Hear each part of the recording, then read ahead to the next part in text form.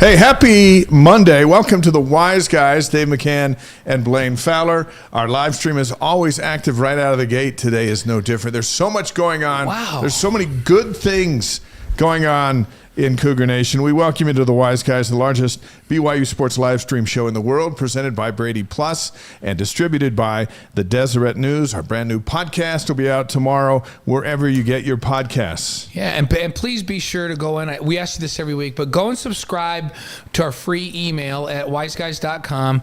You can also watch all of our past content, every interview we've done over the last 2.5 years. And we'd love you to hit the subscribe button on your YouTube channel as well. Also free. We only ask you to do free stuff on here. Yeah. And what does Vi say?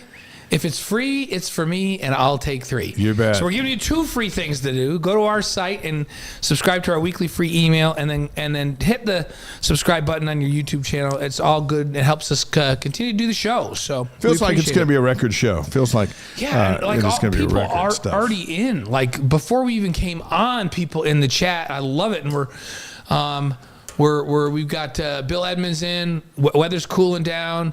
Christian Argyle's in the house. Weston Birch in the house from Nebraska. Orem in the house. Ridgecrest is there. Vineyard, Utah, Panama. Richard is back with us from Panama. I like Rob. Remember he said because the clothes he was wearing, I said, you better wear the same ones. He goes, hey, Blaine, I wore the same clothes I wore last week as you suggested. I did clean them, and maybe some of the Royal Magic washed out. Go Cougs. Let's do it. Beaumont, Texas, Zach from the MTC in Provo. Hurricane, Utah. We love that. Justin Morgan in from Hurricane. Vineyards here. Oh, already. Richard's in from Panama. Yeah, I love that. So good. Keep them coming. Wherever you're taking us in, let us know on the stream so everyone can see the reach of our Monday night gathering, which we're hoping to hit another 5 continents here tonight. Get 5 of 7. And Giff Nielsen was on a couple weeks ago, and he didn't realize that this was all over the world. And he just came back. Of course, he's been in West Africa serving in the area presidency over there. And he came back, and afterwards I talked to him, and he was just like, whoa, that's pretty cool. We were in 5 continents that night. We're always going for 5. We know that Antarctica's a stretch, but if somebody would just come in from Antarctica, that would just make everything. So. Cougar Nation is everywhere. Wise Guys thrilled to have Brady Plus as our title sponsor. Brady Plus provides cleaning, food service, and packaging equipment, dispensers, and service and repairs with over 150 facilities across the country and over 6,000 employees. And Wise Guys sends our congratulations out to BYU alum Travis Brady. He's the president of Brady Plus. This past week, he was honored by the Las Vegas Area Council of the Boy Scouts with the Good Scout Award for leadership in the community. And Chad Lewis, who was on the show a couple of weeks ago, he was down in Vegas as the keynote speaker. So a shout out to Travis, Mr. Good Scout, well deserved, and awesome stuff. And great to have him with Travis us. Involved is with us. Always doing great things. Yeah. And the Deseret News. Is our distribution partner, being distributed by Deseret News, Deseret.com.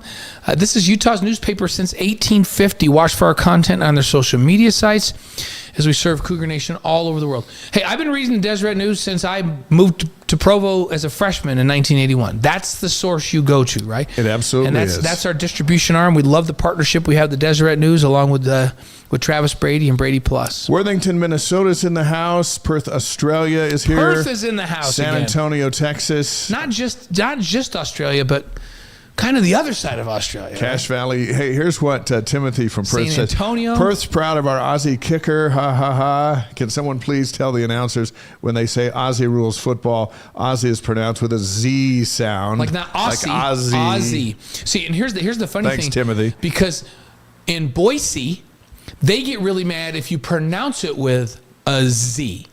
And so Aussie wants it to be with a Z. Boise wants it with an S. Great distinction here. When you talk about Boise State, you have to say C, not Boise. C. But when you're saying Aussie, you have to say Aussie, not Aussie. Okay. So let's try to keep that straight, Dave, if we can. That's a lot to keep straight. Yeah. All right.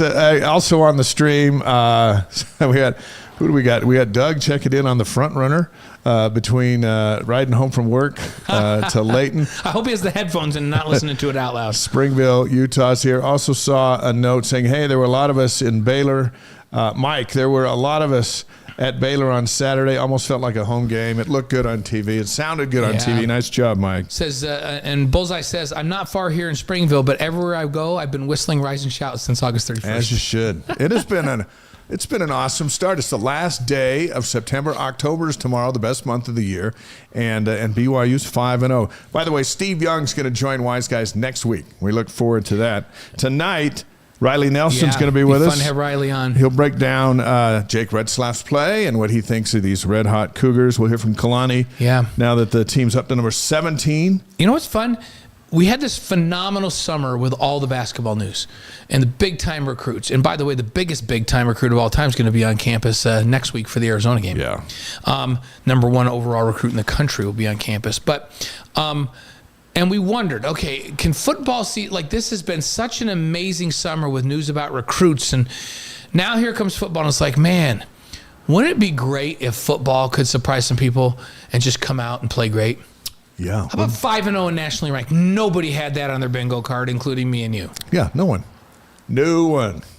I thought that the most likely loss was the home game against Kansas State. They obliterated Kansas State. So let me ask you a personal question. On Sunday, when the AP Top 25 poll came out, and you saw that BYU had jumped Utah, how did that make you feel?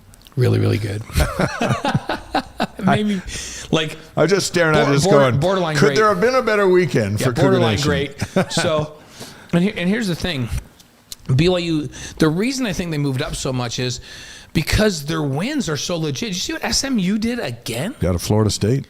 They blew Florida State off the field and could not be stopped on offense.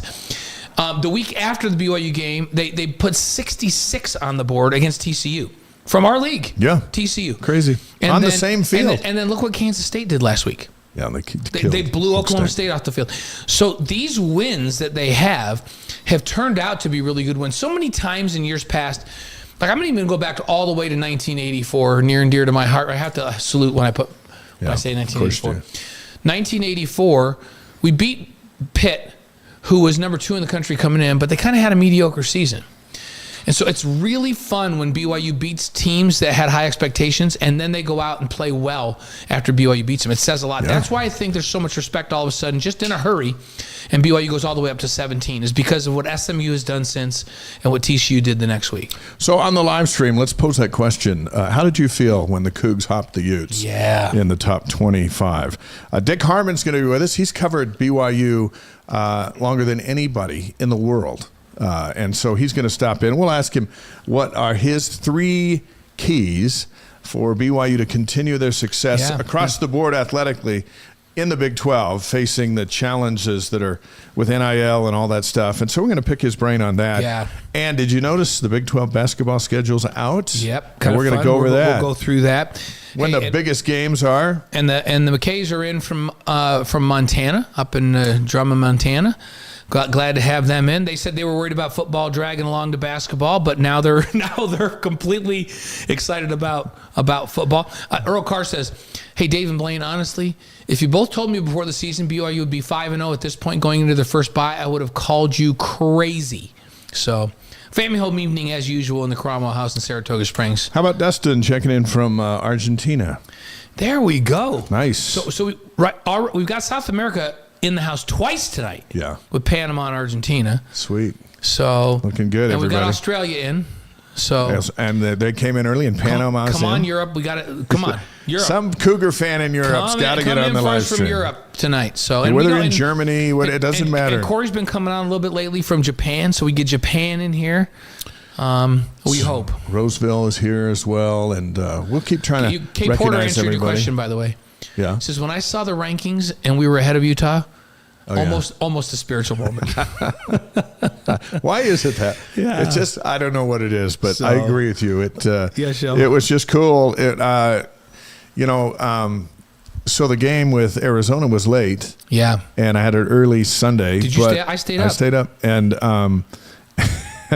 and because Arizona's coming here in 2 weeks, but Arizona was ahead. And so my wife's like, "Hey, are you seriously staying up? Why don't you just get up tomorrow and check the score?" And I said, I'll sleep better if the Utes lose tonight. Is that pathetic? No, I stayed up too. And Brenda was fast asleep when I went to bed. The next morning she says, "Did you stay up to the end of that?" I said, you better believe I did. So you better believe it. And should we cover a few headlines? Let's do it. Let's talk about schedule news. This Arizona at BYU game. You and I were hoping for a night game. Everybody was, I think. But you know what? The night jinx is off. Well, yeah. They just literally played or a the day morning. Jinx, you mean? Yeah, the day jinx. They just played a morning game at Baylor, and they did not get off to a slow start. Let's say that. We'll talk about this later, but they maybe simmered down a little bit too much on offense, but they did not get off to a slow start. So that jinx is off. So we don't need to worry anymore. This game is scheduled for 2 p.m. Mountain on Fox National. Big time. Yeah, 2 p.m., big time. That's big time. That's where everyone's watching college football in the middle of the day on a Saturday. Yeah. Game day will start at noon Mountain Time on BYU TV, so we'll take you 2 hours right up to kickoff. Did you see Brett McMurphy's report today? Yeah, I saw that Brett projection. McMurphy, who's a friend of ours through BYU TV, he projects BYU and Notre Dame in the Pop-Tarts Bowl on December 28th in Orlando. The payout for the Pop-Tarts Bowl is $6 million. That would be the richest bowl game in BYU history. You've been talking about Pop-Tarts Bowl ever since the Cheez-It Bowl went away. I know, because I like that name. I like the Cheez-It Bowl, but it's not there anymore. It's so McMurphy comes out with his picks after each week. And, he's had BYU not in. Right. He had BYU in the low of low bowls. Mm-hmm. And now he's got him in the Pop-Tarts Bowl against Notre Dame. Yeah. So we're trending in the right direction. So that is awesome. So now Christian Argyle says, Dave, I've listened to enough of this podcast to find out you have a certain disgust for the Utes. Is there a story there? No, it's not a disgust. It's just we grew up with Cougs. And you can't grow up with both. That's true. You're this, a lot of people say, well, I cheer for both. And okay, but you know what?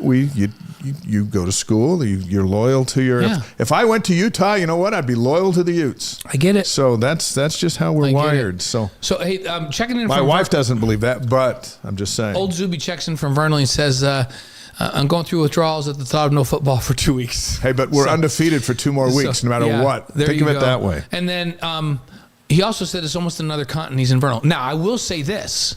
If you go just a little ways from there to the Skinwalker Ranch, that's like a whole other world. Yeah, he might not come back. And if you haven't seen the Brandon Fugel interview, when you go to wiseguys.com, you can find that Brandon Fugel interview, and you hear Dave and I talk with Brandon about the Skinwalker Ranch, and you'll know what we're talking about when we say it's otherworldly. You might want to listen to it closer to Halloween. Yeah. Because it's got some stuff. It's a bit scary. Kurt from Saratoga Springs, Utah is here, and HC is with us from Mesa, Arizona. And we're scanning the globe tonight. Ramping up to take over ASU Stadium is what HC says. That's going to be something else week before Thanksgiving. Fun stuff. So the Cougs beat Baylor 34-28. They led 31-14 at halftime and held on. 5-0 for the 5th time since 2001, first time since 2021. And BYU, the only team in the nation with 3 P4 victories. How about that? That's pretty impressive. The only 5-0 team in the Big 12, by the way. Yeah, and Jake Retzlaff is one of 5 quarterbacks with over 1,200 yards passing and 150 yards rushing in the country. Yeah, and he's playing pretty well. Couple of turnovers this week, which we wish they could have back. But the type, it's interesting because when we had him on our post game and interviewed him, the one was a tip ball. You hate those. And by the way, I've had those. And when that happens, as soon as it gets tipped, the whole world goes into super slow-mo. Like the ball seems like it's in the air for 30 minutes while you're waiting for it just to hit the ground and then somebody picks it off. So he can do a better job of recognizing that front in front of him. That's a tough one. The other one, I thought, man, where was he throwing the ball? But he told us the receiver zigged when he thought he was going to zag. So he thought that receiver was going to turn out. So he let him out and the receiver turned in. Those things happen. Yeah, and then the Baylor kid made a diving catch. Unbelievable play, right? Yeah. And so there were some plays on offense that Baylor made that you and I and the gang doing the show just kept looking at each other going, okay, that sometimes you just got to give credit and go, wow, that was an amazing catch. That was good coverage, but that was an amazing catch. Baylor's receivers, man, when they got a little hot and that quarterback got hot, they were making some incredible plays. So, yeah, and we're going to break them all down on After Further Review tomorrow night. We're going to have a big show. Kalani Sitake, it is a bye week, but he held his weekly news conference today anyway. Talked a little bit about Baylor and a little bit about Arizona, and we want to listen to the coach here for a couple of minutes. This is Kalani from earlier this afternoon. Yeah, really excited to be here, and bye week, but the pressure moves on, right? So I'm excited to get to your questions, but I just want to first acknowledge that how fun it was over the weekend. Great game. Really enjoyed being there in Waco and to have that experience for our players, and great to see our fan base there representing, and tons of energy and excitement. Just want to thank them publicly, let everyone know that we appreciate our fans being there and the support that they give us, and speaking for our program, for our players especially. So a lot of fun. Got some really cool things to see on film, and some great learning moments for us, and we look forward to putting them to work today. It's a bye week, but just some really cool things for us. I like that we were able to grind out that win. Would have liked it a little bit differently. I said after the game, probably too much drama, but I didn't mind it at all either, because I thought, this is what we work on every week and daily at practices. Situational football, so I'm glad our guys are able to come through and get the win for us. But definitely some really cool learning moments and learning opportunities for us to get better. So still want us to play better. I like the way the team has moved from week 1 to week 5. I think we've improved every week. I like to see us play our best ball when we take on Arizona after the bye week. And but with this bye week, we're going to work really hard. We're going to still practice. I know some guys will get healed up because we're not playing a game. But this is an opportunity for us to get better, so we'll get back to work and practice just like we would do a regular week. The only difference is not playing a game on Saturday and get an early start on our opponent. So that's what we're looking forward to getting done, and also just making sure that we can be consistently at our best in all 3 phases. So looking forward to the matchup against Arizona. Probably talk about that more next week, but looking forward to the position that we are as a team, and making sure that we get better as a team and improve and play better. Kalani Sitake a moment ago from earlier this afternoon, addressing the media as BYU goes into their first of 2 bye weeks. And, he says the right things and all of that stuff. But deep down inside, he's got to be just so ecstatic with what he's got going on. He's like, every coach loves Kalani because he's not faking it when he's complimentary. He really does respect all these coaches, and he really does respect the programs and respects the game and all that. So nobody doesn't like Kalani in football. Like, no other coaches don't love and respect him, which is really cool to have a coach that way. But you know what he's going to miss moving forward? He loved this underdog, chip on our shoulder, nobody believes in you, like edge that this team has played with through 5 games. He's going to have to flip a switch. So he's going to have to somehow figure out how to convince these guys that even though some people have come over, there's still a lot of people that doubt them, right? Yeah. Because they have played with a chip, and it's been noticeable the way they came out in that game. It was like, oh yeah, we're an underdog again? No way. And they played like they were a front runner. So a little different now. Now you're ranked 17 in the country. Now Arizona will be coming in trying to do that same kind of thing. You're not a secret anymore. Arizona's the first team out of the top 25. Now they're going to come in with a chip. Can BYU, can they keep that edge? That's a big question. It's a hard thing to do, but they've got to do it. Jonathan's in from Eureka Springs, Arkansas. Hey, good to have you. Kevin Porter asked a question. Let's remember to ask this question for Kevin when Riley comes. I have an opinion, but I want to hear Riley's opinion. He says, a question for Blaine and Riley. Do you think it would help to have a person that actually played at the quarterback on the BYU coaching staff? Well, I think it's a no-brainer. Yeah, so let's ask, because you and I have talked about it, so you know what I'm going to say, but I'd be interested to hear what Riley Nelson says. So let's add that one to Riley's questions and ask him that. Okay? Here's what we liked from the football game on Saturday, and see if you agree. I think you probably will. Back-to-back defensive stops when it mattered most down the stretch. Jakob Robinson on a 4th down play, and then Crew Wakley, next possession, got the game-sealing interception. Do you want to know? I'm going to give you a little behind the scenes that you're only going to get here. We might talk about it on AFR tomorrow, but the play they ran on the interception was a defensive call by Jay Hill on a defense that they've been practicing all year in every practice and have never used. Not on film. So Kansas, so Baylor's quarterback, this is something they have never seen. He ran a 3-deep man under where he took the safeties and played them all the way to the sideline, put the nickel in the middle of the field and played man under. They had never shown that on film or any time in that game. And he was saving it for when he needed a big play.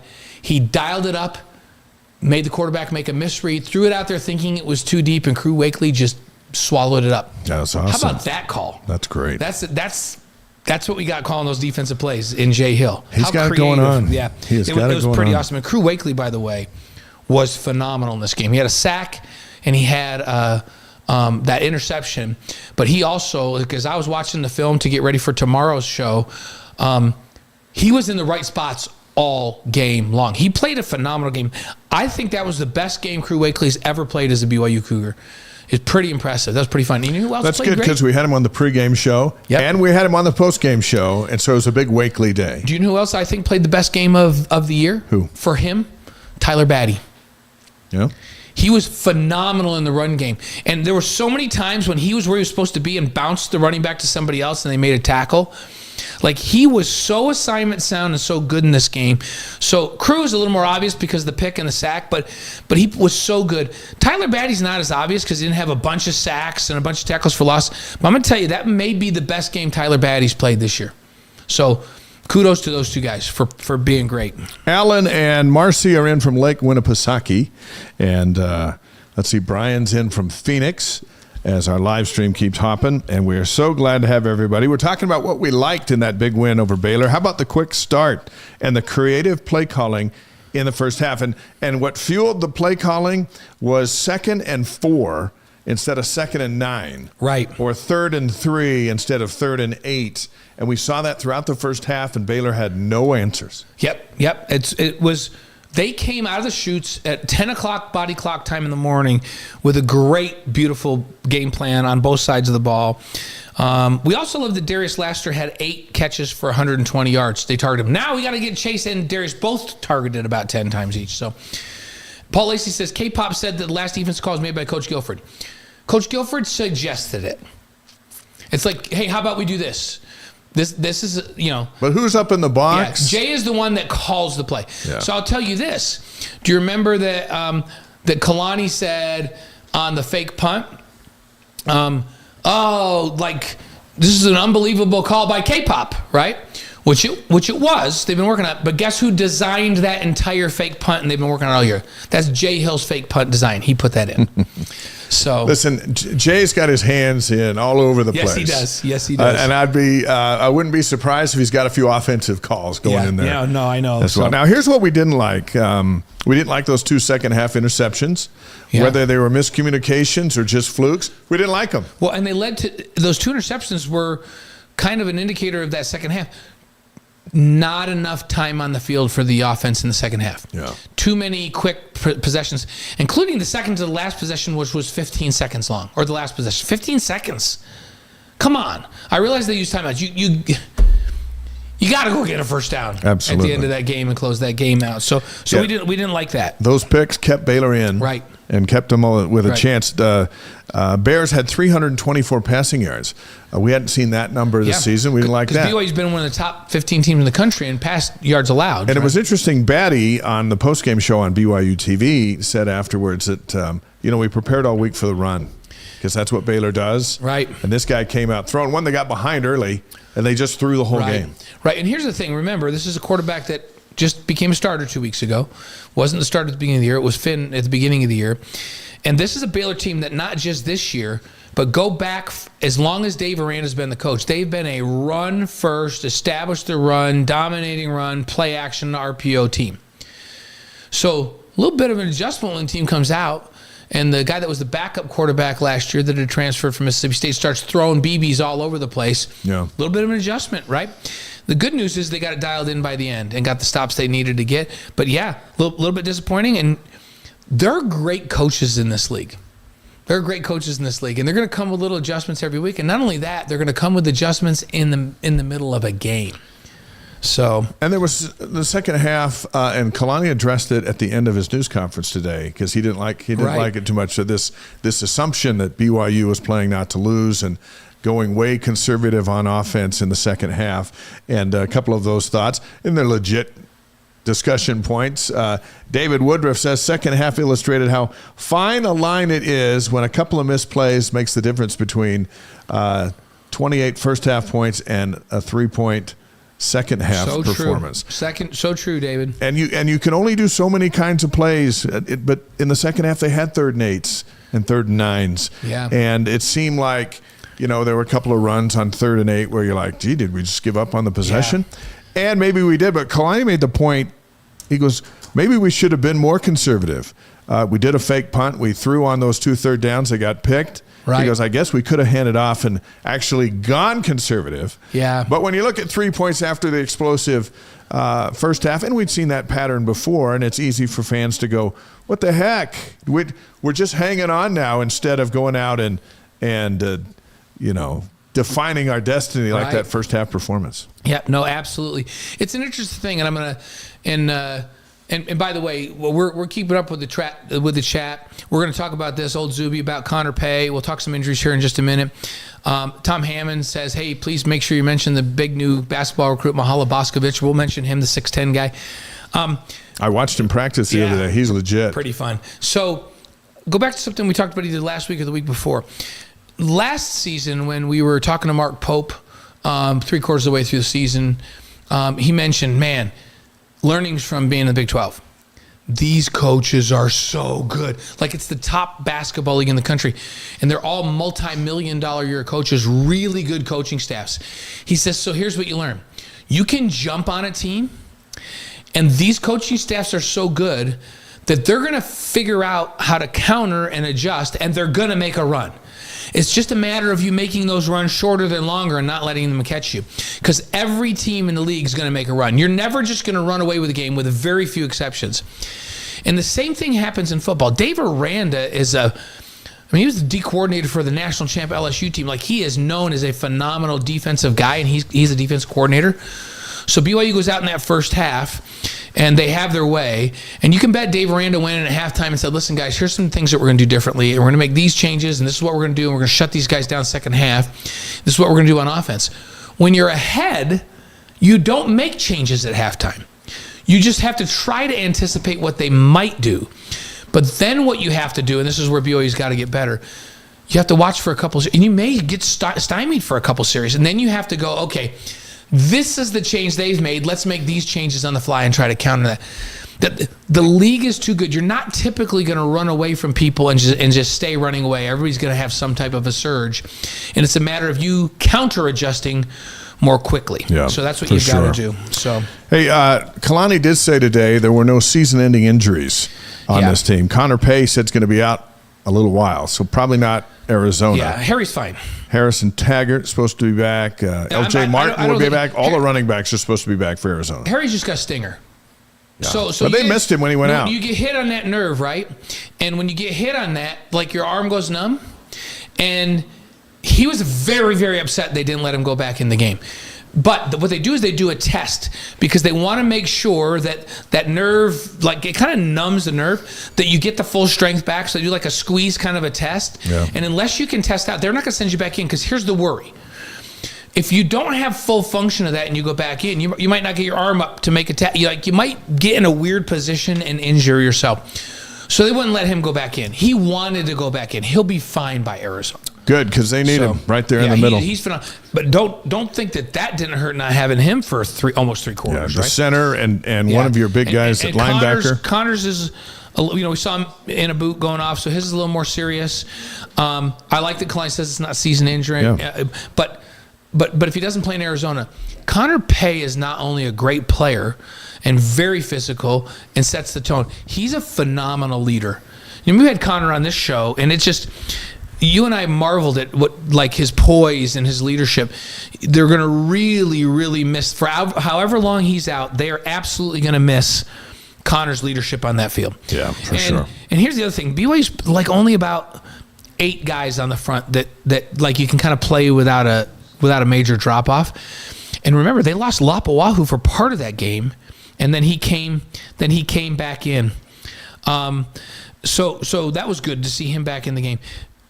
if you are missing Connor, and you can't really afford to have many more injuries on that offensive line and still produce it at a high level. So it's a good time to have a bye week. Indiana's in the house. Indiana, good to have you with us. Let's talk about your 3 keys to beating Baylor. Yeah. Riley Nelson's going to join us in just a few minutes here on the Wise Guys. Your key number 1 was to win the turnover battle, and it was 2-2. For a while there, I was really worried that they weren't even going to be even on the turnover battle, and BYU's record when they're negative in turnover margin is not good. And so the fact that they got it back to even, they end up winning. They win when they're even, or the record when they're plus is remarkable. So we'll call that a scratch. Yeah, we're going to call that a scratch. We're not going to give them a check, but we're going to give them a scratch. The second one was take what the defense gives. They had 31 points first half. They did. They came out and they were really creative. I loved it. And the third was no big plays over the top. The longest play of the day for Baylor was 34 yards. Yeah, and like when you ask me for my keys for Arizona next week, that's going to be my number one thing. Arizona, like if you watch them in the Utah game, they make a living on big time plays, right? That's what they do, and so they're. I don't see Arizona driving the ball down the field systematically and beating BYU. Yeah. So I'm going to have that same key. I'm giving them a nice check against Baylor. And they're going to need to have that one be a check against Arizona as well. So last week, the Talbots were with us, the alumni reps who were in charge of the tailgate, and they gave some keys to the game. And we said, hey, well, this week we're going to revisit that. But hold them accountable. And so Debbie's keys were needed yards on first downs, take care of the ball, and hold Baylor at under 15 points. They got yards on first down in the first half. Yep. And they took care of the ball in the first half. Right. They won the game in the first half. They did not hold Baylor to under 15. So then Dave came at us with his keys. He said, get 2 turnovers, which they did. He said, have Retzlaff do more running, 6 for 53 yards and a touchdown. Yeah. Okay. And he said, big day for Sione Moa. Well, Sione didn't play. He didn't play. Didn't make the trip. So Nauhini and Hanga had to make up the difference, and they did. So I think you can check off pretty much Dave's and 2 of 3 for Debbie. What we do know is they left happy because BYU won the game. I do want to give you an update on the service project, which was to raise food for the Shepherd's Heart Pantry in Waco. Bob Gager runs the Shepherd Heart's Pantry. He started 15 years ago. Now the largest faith-based pantry in Central Texas. So I talked to him today, and he said BYU fans donated over 1,000 pounds of food and several $100 at their tailgate. Here was his quote: "This is the first time this has ever happened." Speaking of a visiting fan base, donating food for the opposing team's community. Yeah, I love that. He said, "I really appreciate you guys. I was so impressed. The tailgate party they had out there that they set up was like setting up a small city overnight. It was huge. I was very impressed," close quote. Now, the kickoff time wasn't announced until last Sunday, so the Talbots and everybody had to scramble just to, they had to do breakfast to get it together. Instead of in barbecue. They did have some barbecue. They had brisket for breakfast. Yeah, breakfast tacos. Breakfast tacos and here's what burritos. else. One other thing Gager told me, and I wrote about it today in the Deseret News. You can read it at Deseret.com. He said, quote, "We're just the hands and feet. What we do every day is Matthew 25 in action. If you have done it unto the least of these, you've done it unto me." That's what it's all about. Who's your neighbor? Cougars or Bears, it doesn't make a difference. There are no brands on who your neighbor is. What you guys did this past Saturday was terrific, close quote. That's awesome. And you can help Shepherd's Heart with a donation at shepherdsheartpantry.com. Nice job, Cougar Nation. Yeah, very cool. So that's how we roll. We go into places and do stuff. They leave places better than they find them when they come, which is really cool. So a couple of more comments. For me, the special teams is what has me most happy. Kickoff return for a touchdown, punt return for a touchdown. Talking about the fake punt this time. So that is a really good observation. It was – special teams have had a role in every win the last 3 weeks, which is really cool. So – hey, our first guest tonight quarterbacked the Cougars between 2009 and 2012. He threw for over 4,000 yards, rushed for 858, combined for 41 touchdowns, 35 passing, and 6 rushing. It's our pleasure to welcome Riley Nelson back to the Wise Guys, one of our favorites. He played with a broken back, broken ribs, a broken knee, a broken arm, a broken head. He played with it all. But he just kept playing. And Riley, it's great to have you with us. We're going to fix that shot on our computer screen. But can you hear us? Hey, Riley, you're muted on your computer. I was. Come on, man. You should know more than that. We're trying to get your picture right there, too. I know. Is it better if I go landscape? Let's see if they were trying to tell me. No. Yeah, try. You want me to flip it? Yeah, flip it. Any better? There we go. Well, let's see. We lost you, and now we're going to get you back here. We see the While box. we're fixing it, Dave, who do I got to talk to down at Provo? I like my gross rushing yardage, but like before stacks. I don't know. Yeah. Got me over 1,000. How do I get that to? You got you can't. It's not BYU. You got to talk to the NCAA, man. Yeah, you gotta talk to agree those with that. guys. I think sacks should go to the offensive lineman, not to the quarterback. Okay, so I've got Braden Hansen walking around with 110 miles. Braden Hansen can be negative 110, and you can have 1,000. That's in my opinion. Yes, I also think that all tip balls, those interceptions on tip balls should go to the receiver that tipped it. Like he should get the interception, not the quarterback. That sounds like a quarterback. What do you think about that, Riley?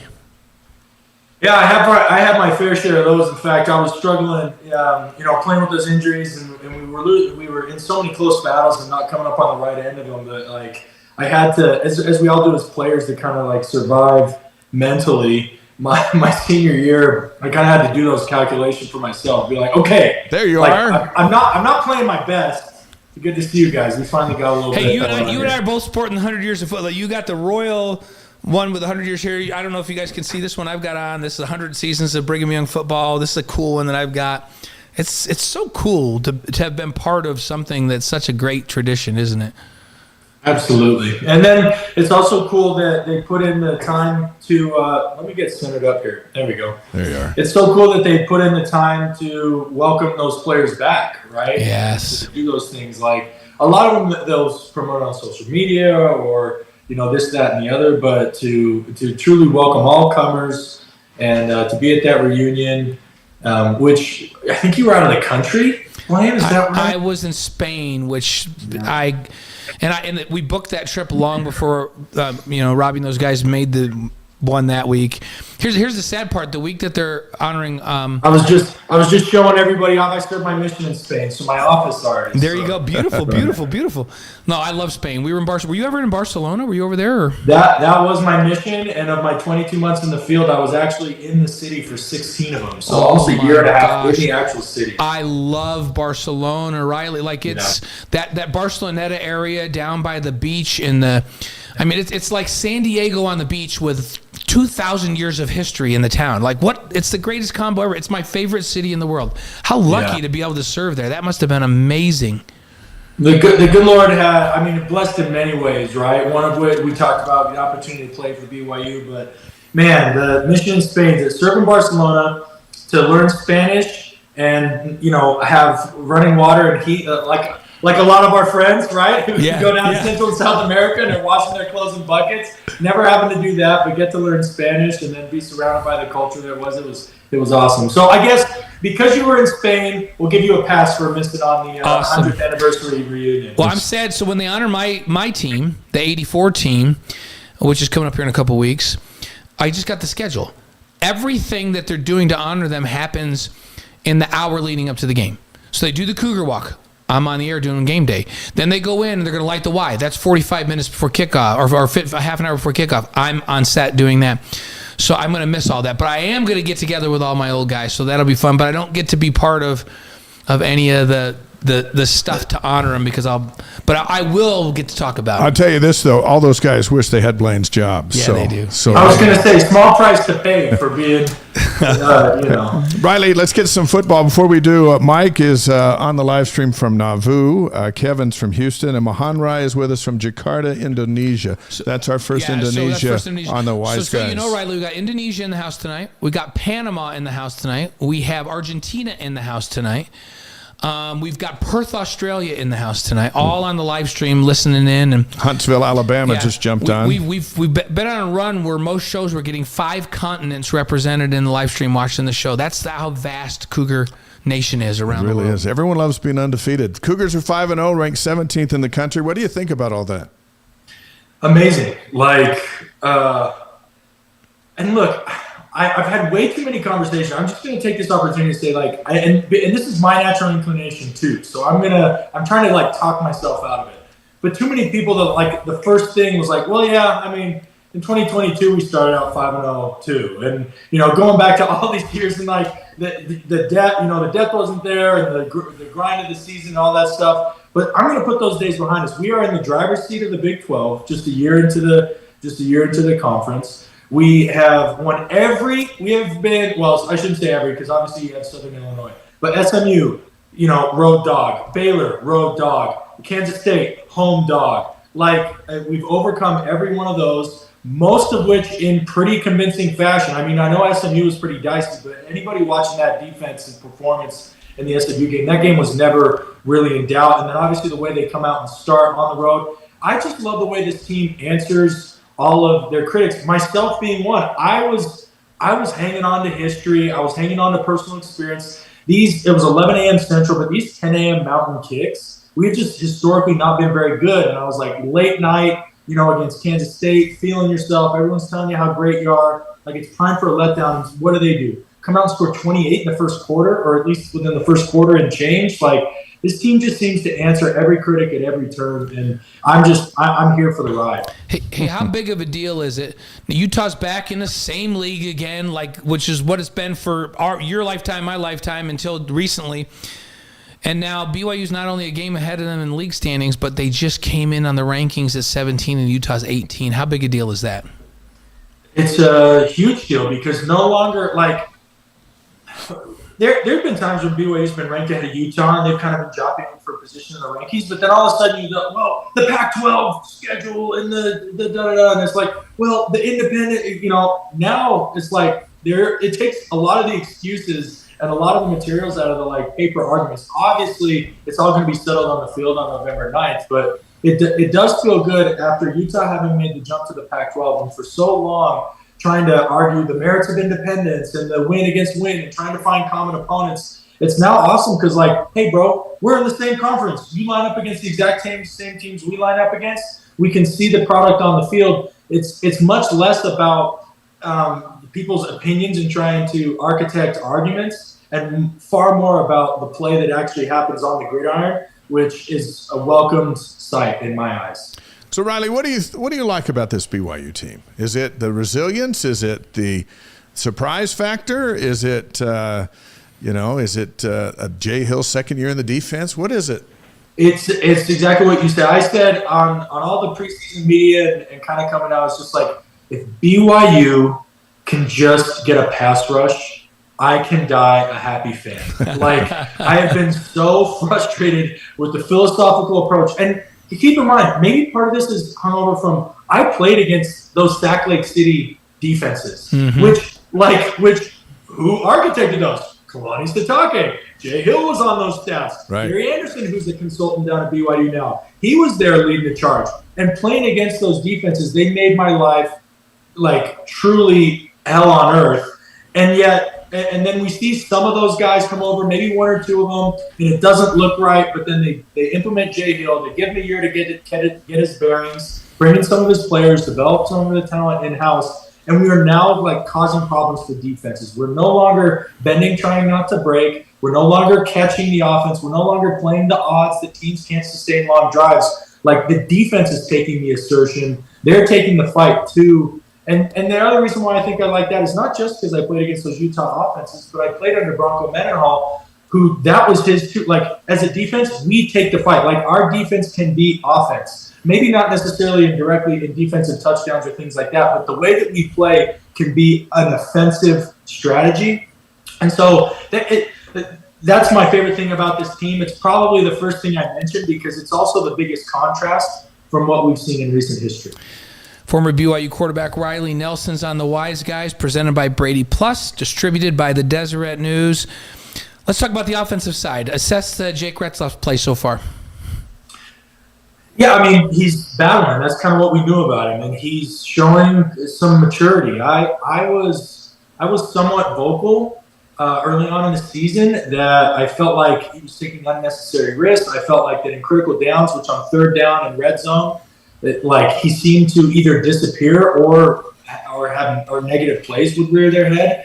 Obviously, third down is something that I'll tell you over the course of the season that needs to improve undoubtedly. Like under Robert and I coached offenses.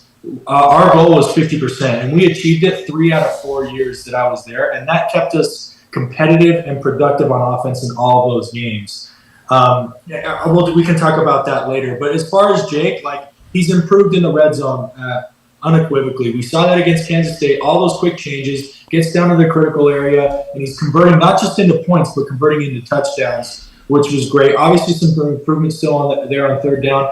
Listen, to me, not all turnovers are created equal. Some people talk about turnovers with a very broad brush. I do think some of those early turnovers, like against SMU and even in Southern Illinois, some of those were just bad. They were unnecessary. Like the turnovers of late, while they have been there, it's been him taking like calculated risks in spots that aren't as detrimental to the team. So I love this development. I've loved this fight. After I've heaped praise on him, the one thing I'd say is kind of an old quarterback, kind of within the fraternity that I'd like to see. I'd like him to continue to develop a little bit more touch and rhythm within his passing game. There's sometimes where it looks like the ball's just coming out of a jug's machine. It's just flat and hard and straight. How about on those swing routes, right, Riley? Like a swing route. I think it's one of the hardest throws to make, and you have to have touch on it and lead the running back upfield. Those running backs look like they're trying not to get their head knocked off on some of those, right? Yeah, almost their hands aren't up to catch the ball. It's to protect them from a concussion. Exactly. So, I want to see him continue to develop some more touch in some of those short to intermediate throws. And then the last thing is continue to trust Coach Roderick. I was talking about this with fellow alumni Ben Criddle, that every quarterback from Zach to Jaron to even Baylor Romney and others who have played, every quarterback who's trust Aaron Roderick, it has worked out well for him. So Jake, even though your natural inclination might be to take things in your own hands, rely on your own playmaking ability, which, by the way, I was guilty of the same thing as a player, Aaron Roderick has a deep and long enough track record that if you will just trust him and trust the system, it will work out well for you and work out well for the Cougars at large. Riley, as we sit here on this Monday night on the Wise Guys, BYU's alone in first place in the Big 12. I can't believe you just said that. As we head into the month of October. So pull out your crystal ball. What does your path look like to winning a Big 12 championship? Now that the start is over and we're very much in the middle of it and BYU's in first place, what's the path look like? I mean, we talked about kind of jockeying for Utah in position, but I'm sure a lot of Cougar fans watched that game, right? It was awesome having Cougars as the first kick and Utah as the last kick, especially with doing some scouting with Arizona being our next opponent. And then also just having played, Arizona was the opponent of Kansas State prior to us playing. So, like, we've been circling Arizona. They're next on the schedule after the bye. I think they're watching them where they only muster up 7 points in Manhattan, and they kind of are written off, right? The week prior, they only scored 22 against FCS in Northern Arizona, and they were kind of written off for dead. It was like, Fish leaves, and Fafita's not the same, and they're, kind of writing it well. They come around and win Utah. They beat Utah at night. Like, that's only happened 1 or 2 times in the last 25 years, right? So this conference, so what does the road look like? It will be fraught with potholes. While I want this team to go undefeated, the nature of this conference, I don't think it will happen. I'll say this, and I haven't gone and looked at all the different schedules, but the undefeated right now, help me fellas, we got BYU, Colorado, Texas Tech, Iowa State. Are those the only 4 undefeated in conference? Yeah. Yeah, okay. I mean, Iowa State's got to go on the road, I think, to both Oklahoma State and Kansas State. I don't think Colorado's got the gumption to do it, and I don't think Texas Tech does either. I think those guys, played a little bit off getting some of the weaker conference opponents earlier in their schedule. So I do not see anybody coming out of the Big 12 undefeated, which thank goodness for the 12-team playoff, because that doesn't mean anything. You can play your way in. Yeah. So, I think there's one. Arizona State, having to go down there late in the season, that they're going to be frisky, and they're sitting at 3-1. A lot of people wrote them off, kind of like they wrote off BYU. I was super worried about having to go to Orlando, but after watching what the Colorado went down and did to UCF, like that bolsters my kind of that bolsters a lot of my confidence in that matchup. And then obviously the biggest remaining game on the schedule is that showdown in Rice Eccles on November 9th. And so I think it's a loss, hopefully not two. And I just love this team's. Here's the thing. You think about the last time BYU was in Rice Eccles Stadium, right? Kind of a young Zach Wilson, 20-7 going into the fourth quarter. Let the lead slip away kind of in the witching hour. I just cannot fathom that happening with this 2024 team. I think they've got way more depth of diligence, toughness, perseverance. And then the other thing is just as the program, they are solid in all three phases. So anytime you got that, I like our chances to get in against anybody. So home games against Arizona, Oklahoma State, Kansas, and Houston, all winnable. Yeah. Earlier it might have been, hey, can they get one of those three? And then the road, UCF, Utah, and Arizona State, all vulnerable. If BYU holds serve at home, they're 9-3. Right, which is nobody predicted. And this Arizona game, Riley, it's an interesting one. I kind of taking my analyst hat and putting it on after I watched that game. And I'm like, what did they do effectively against Utah? And what they did was they got a bunch of big plays over the top. Big plays were that's how they went out and got ahead in that game. And if you think about it, Utah's defensive philosophy, even though it's similar to BYU's, Utah is a one high safety man team almost all the time, which lends itself to giving up big plays over the top if you don't get home, right? Where BYU, even though it has the same fundamentals, they play a lot more cover too. They even showed where they took the safeties and ran them to the thirds and the nickel to the middle of the field on that last pick. They'll even play some 3-deep man under. So they're a little more varied. I'm just thinking, I think BYU's better, more versatile defensively to keep stuff in front of them than Utah. Am I crazy, or does that seem like a decent thought to you? I think Utah's front this year, and I think it's maybe in their linebackers, I think that they feel vulnerable stopping a run with too high. Whereas BYU, along with Batty, look, I talked about pass rush. The sacks are obviously doing better, but we're not like lighting the world on fire. We're not having a Kyle Van Noy-like performance. Right. By the way, props to my old teammate. That guy, man, he's still good. In the NFL.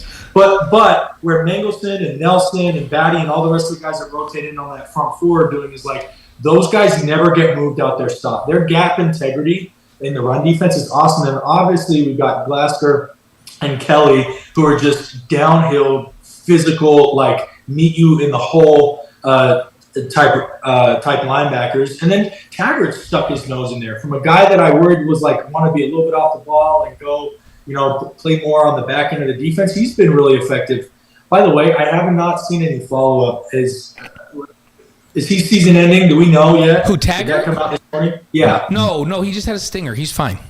Oh, excellent. So, between the front seven that I just mentioned, you can keep too high and kind of play that shell and keep things in front of you. So credit to that defensive front for being so stout in the run that they don't feel that they have to invert a safety. As crazy as it sounds, at least it looks like to me on the field, Utah feels like they have, in order to effectively stop the run, they have to invert a safety down. And what a luxury it is that BYU, so far through 5 games and 0 losses, does not. That's beautiful. Yeah. Thrilled to have former BYU quarterback Riley Nelson on the Wise Guys. We're live on YouTube and Facebook and Twitch and wiseguys.com all over the world tonight. Riley, let's finish up with this one. Now that BYU's 5-0 and they got 2 weeks to think about being 5-0, we're talking about Cougar Nation, not the players. We're all going to just they already enjoy started this prepping thing. for Arizona today. They did. But the way it's set up, the top 2 teams in the Big 12 go to the Big 12 championship game in Arlington, and then the winner of that will go to the college football playoff. Now, a few weeks ago, the college football playoff felt like it was light years away for BYU. But really, you just got to be the top 2 teams in this league to get to the chance to actually win one game and go to the college football playoff. And sitting 2-0 and with the home schedule that BYU has and the way BYU plays at home, suddenly the option of getting to the Big 12 championship game is very much in play, and that's kind of fun to think about. So I was talking with a coworker today about the basketball team last year, right? Kind of somewhat analogous to this year's football team, and it like kind of came out of nowhere. No one really expected it. At this point in the season, you're kind of flirting, but no one was really serious about being a conference champ because you had Houston sitting there and you had Kansas sitting there, right? Well, on the football side of things, that was Texas and Oklahoma. Those guys are no longer in the conference. This is wide open, and as much as no true blue-blooded Cougar fan, as much as the rest of the media and everyone else wanted to make it a foregone conclusion that Utah was going to come in here and walk through the conference, obviously, as evidenced by last Saturday night, that is not the case. There is no one at the top. It is truly there for the taking. So it's a little bit of a cliche in sports, but BYU controls their own destiny. Now, you've got 2 weeks, and one thing we love to do at BYU is we love to like hype ourselves, right? And as much as you try as a player to keep that out, it does seep in. But through 5 games, which is almost 50% of the season, this team has shown through all of their post-game press conferences, through the way that they've handled their business, night games, early games, road games, home games. I really do think that they have a level of maturity and resiliency that I think they've got a pretty good shot of. We can get as hyped as we want as Cougar Nation, and it's not necessarily going to seep into that locker room. They're going to continue to just go practice to practice, game to game, and handle business as best they can. So, I mean, I just said, like, I don't want to hedge anymore. I don't want to sandbag. So we're in control. I'm fully planning on BYU making an appearance, maybe not unblemished, but fully fighting and earning a spot into the Big 12 championship game. Why not? That's fun stuff. What does Kalani do? Because up to this point, Riley, we all know that BYU, like by Vegas, by the ESPN FPI, like completely disrespected. Like they were a 3.5 point underdog at Baylor. They were 4-0 for Pete's sakes, right? Underdog in every game. Like, and when they were favored and against teams that they should be blowing out, they were like marginal favorites. And Kalani's done a really good job of like telling this team, nobody respects you. This is ridiculous. We got to go out and prove ourselves again. We need to play with a chip on our shoulders. Well, now what? You just got ranked 17th. You're 5-0, and everybody's talking about you playing in the champion. How does Kalani keep that noise away from these guys now? Because they've played so well. And I credit that start in the game at Baylor to everybody thinks you can't play in the daytime. You're not even favored on the road when you're 4-0. Nobody respects you. Those guys came out and played like a bunch of crazed dogs in that game against Baylor. How do you keep that? How do you keep that edge? I think there's enough dudes here from that. I've already mentioned it, but I'll mention it again. That 2022 season, they start off 5-1, right? The one loss, they had to go up and then lost to a top 10 ranked Oregon, right? Yeah. They got their behind handed to them. But they thought it was that. Then it comes, so they go up there, lose, they come home. I can't remember who they beat. And then the next week was Vegas at Notre Dame, right? So they're sitting 5-1, and Notre Dame was ranked, BYU was ranked. It was in Vegas, it was in the Legion, all those things. Not only did they lose that game, but do you remember the rest of that stretch? It was lost there. Then we come home, get Arkansas, I think, hangs a 50 burger on us. Yep. Then we go on. Then East Carolina beats us at home. And then we go on the road, and the final nail in that coffin was Liberty beat us by 24 points on the road to Liberty. And granted, it was Hugh Freeze, and you had some good players. But come on, BYU should never. So I think I would hope that's only 2 years ago. And a lot of the names that I've mentioned, Mangelston, Batty, Nelson, Connor Pay on the offensive side of the ball, Keanu Hill, a lot of those dudes were on that roster and playing in those games. So I think he can draw from some of that player leadership. In other words, it doesn't just have to be on him. I think he can draw from some of that player leadership and player experience that they can rally at. They've been like, hey, we've been here before and it didn't turn out so good last time. What do we got to do differently to make sure that it turns out how we want? These are fun conversations to have here at the end of September. Yes. Riley Nelson, former BYU quarterback, former BYU broadcaster. We are thrilled and grateful to have you on the show tonight. We'll have you on again. Enjoy this fun run, and thank you for being on the Wise Guys tonight. You bet. Thanks, fellas. Have a great show. Good stuff, hey, love as your always. family, brother. Let everybody know Blaine says, hey, give him a hug. You bet. We'll do. All Talk right. to you later. See ya. Riley Nelson, one of the toughest quarterbacks to ever suit up. Oh, yeah. At BYU, He played was through playing more with broken everything stuff, and and it's still producing, which is he amazing. won games and had a good time. Dick Harmon's going to join us in just a couple of moments. Tuesday night, tomorrow night on After Further Review, we're going to break down the Baylor game. What worked, what didn't. We'll show you why. We'll also take an early look at Arizona. So, the show streams at 5 Mountain Time on the BYU TV app and ESPN Plus, and then it'll remain there. So you can watch it as many times as you want. Yeah, should we talk about the announcement of future schedules? Yeah, let's do it. Pretty fun stuff. Cal at BYU, a 2-game series at 2026, and then BYU goes to Cal in 2027. So that's fun. That's a nice regional rivalry from whatever league Cal's in. Now I can't keep track of what league Cal's in. Are they in the ACC? They're in the ACC now. Yeah, whatever. Who knows what league they'll be in whatever. 26. Who knows? They'll be in the Mountain West back then. I don't know. Boston College is going to come to Provo in 28, and then BYU's going there in 29. Which is fun for me because that's a team I kind of grew up with growing up back east, Boston College, and it's a fun place to play. So Chestnut Hill. Then Oregon State's at BYU in 2027, and then BYU comes and returns the favor to go to Oregon State in 2029. Hey, by the way, on our stream, the Coug Dude says, I'll be going to ESPN's College Game Day show at 6 a.m. Pacific and waving the BYU flag in my Cosmo suit. Beautiful. Everyone has a part to play. That is dedication. We Thank all you, have a Coug part to play. BYU's going to play at Colorado State in 26, and then the Rams are going to come to Provo in 29. And then there's some futures down the road that are still on the books. Michigan State's going to come to Provo. Remember we went there and Jamal ran for, was it Jamal who ran all over him? I think it was Jamal and Taysom. Tyler? No, it was Jamal. It was, they blew him out back in East Lansing. That's rescheduled for 2032. Right, and then 2033 is BYU at Virginia Tech. That one's been rescheduled. So it's interesting because most of these announcements are all P4 schools. Yeah. And remember, by scheduling agreement, BYU's supposed to play at least one P4 during their preseason, and then they can do an FCS and an FBS, I guess, if they want a G5. So these are all, with the exception of that Colorado State game, which I like. That's a nice regional rivalry, an old rivalry, and that's a game BYU should win on a consistent basis. So I'm anxious to see where those kinds of games are coming in. These are all the, likely Cal will be the only, the P4 for that preseason in 26 and 27. Boston College in 28 and 29. Oregon State in 27. But here's the thing: you got BC and Oregon State in 29. Yeah. So you're already playing but a full... is Oregon State, are they a P4? I think they're back to a G5. They might be a G5. I don't even know what. Yeah. What are they? Is it the Pac-2 plus? Yeah, they're not P4. They're G5. I don't even know that what new they are. league they're forming. That's a G5 league. I try to keep track of it, and I can't keep track of it. Ole Miss and Army had games with BYU. Those are off. And we do know that next year's conference slate looks like this: Portland State, Stanford at home, over to East Carolina. See, and that's kind of what we talk about. So Portland State's FCS.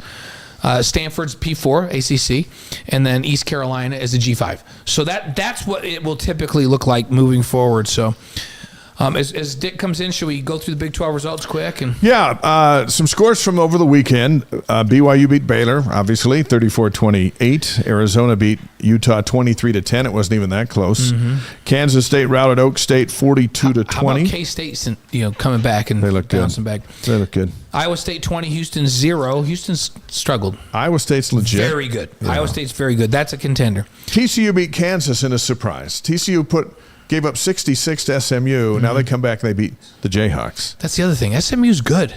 Yeah. Their offense is legit. Colorado 48, UCF 21. That was a surprise to me. Big surprise. Texas Tech and Cincinnati 44-41. That's old school game. Big 12 right there. And then SMU put 42 on Florida State. SMU's 4-1, by the way, with their only loss to BYU, who's the only team that shut that offense down all year long. Yeah. So in the top 25, Iowa State 16, BYU 17, Utah's 18. Kansas is 20. And a shout out to our friends at UNLV, ranked number 25 for the first time in program history. Now, I called their games when they didn't win games the whole season, so I'm happy to see them. Dave has a full claim to him because he was the voice of the Rebels for a number of years. But Dave also dragged me into that for a few years, and I did a bunch of work with Dave where we did some UNLV stuff during the preseason. And so UNLV really is near and dear to both of our hearts, really. Yeah, and they've got it going, and good for them. It's so fun to see them good. So our next guest was also our first guest when Wise Guys came on the air in May of 2022. Sports columnist for the Deseret News, been covering the Cougars longer than any print journalist in the world. Also a longtime mentor of mine, which I've always appreciated. Pleasure to welcome Dick Harmon back to the Wise Guys after a grueling day of golf. Thank you for coming down from the mountain. Did you play today? To join us. Red Ledges, baby. Oh, my How many balls did you lose? Be honest. I didn't lose any. Not one? And Red Ledges, that's a phenomenal course. Well, it was a scramble. Well, you can lose a whole lot of My balls team up is there. comprised of Todd Heaps, former Baltimore Ravens great tight tight end. end. Yep. Um, Todd lives up here now, Beck- right? Doesn't he live up here? Because he's an Arizona kid, but Yeah, I think he's still in Mesa, but his son is okay. playing for Utah Valley. okay. And it was a Utah Valley fundraiser. But Todd Heap and then Wendell Beck, the father of John Beck, Right. who knows Todd really, really well, and he's the one that invited me. And Wendell, people don't know John's dad was a great pole vaulter at BYU and great track athlete. He's actually the world champion and Yeah. the record holder in his age group. Yeah, he still is unbelievably fit. Yeah, Unbelievable. he looks great.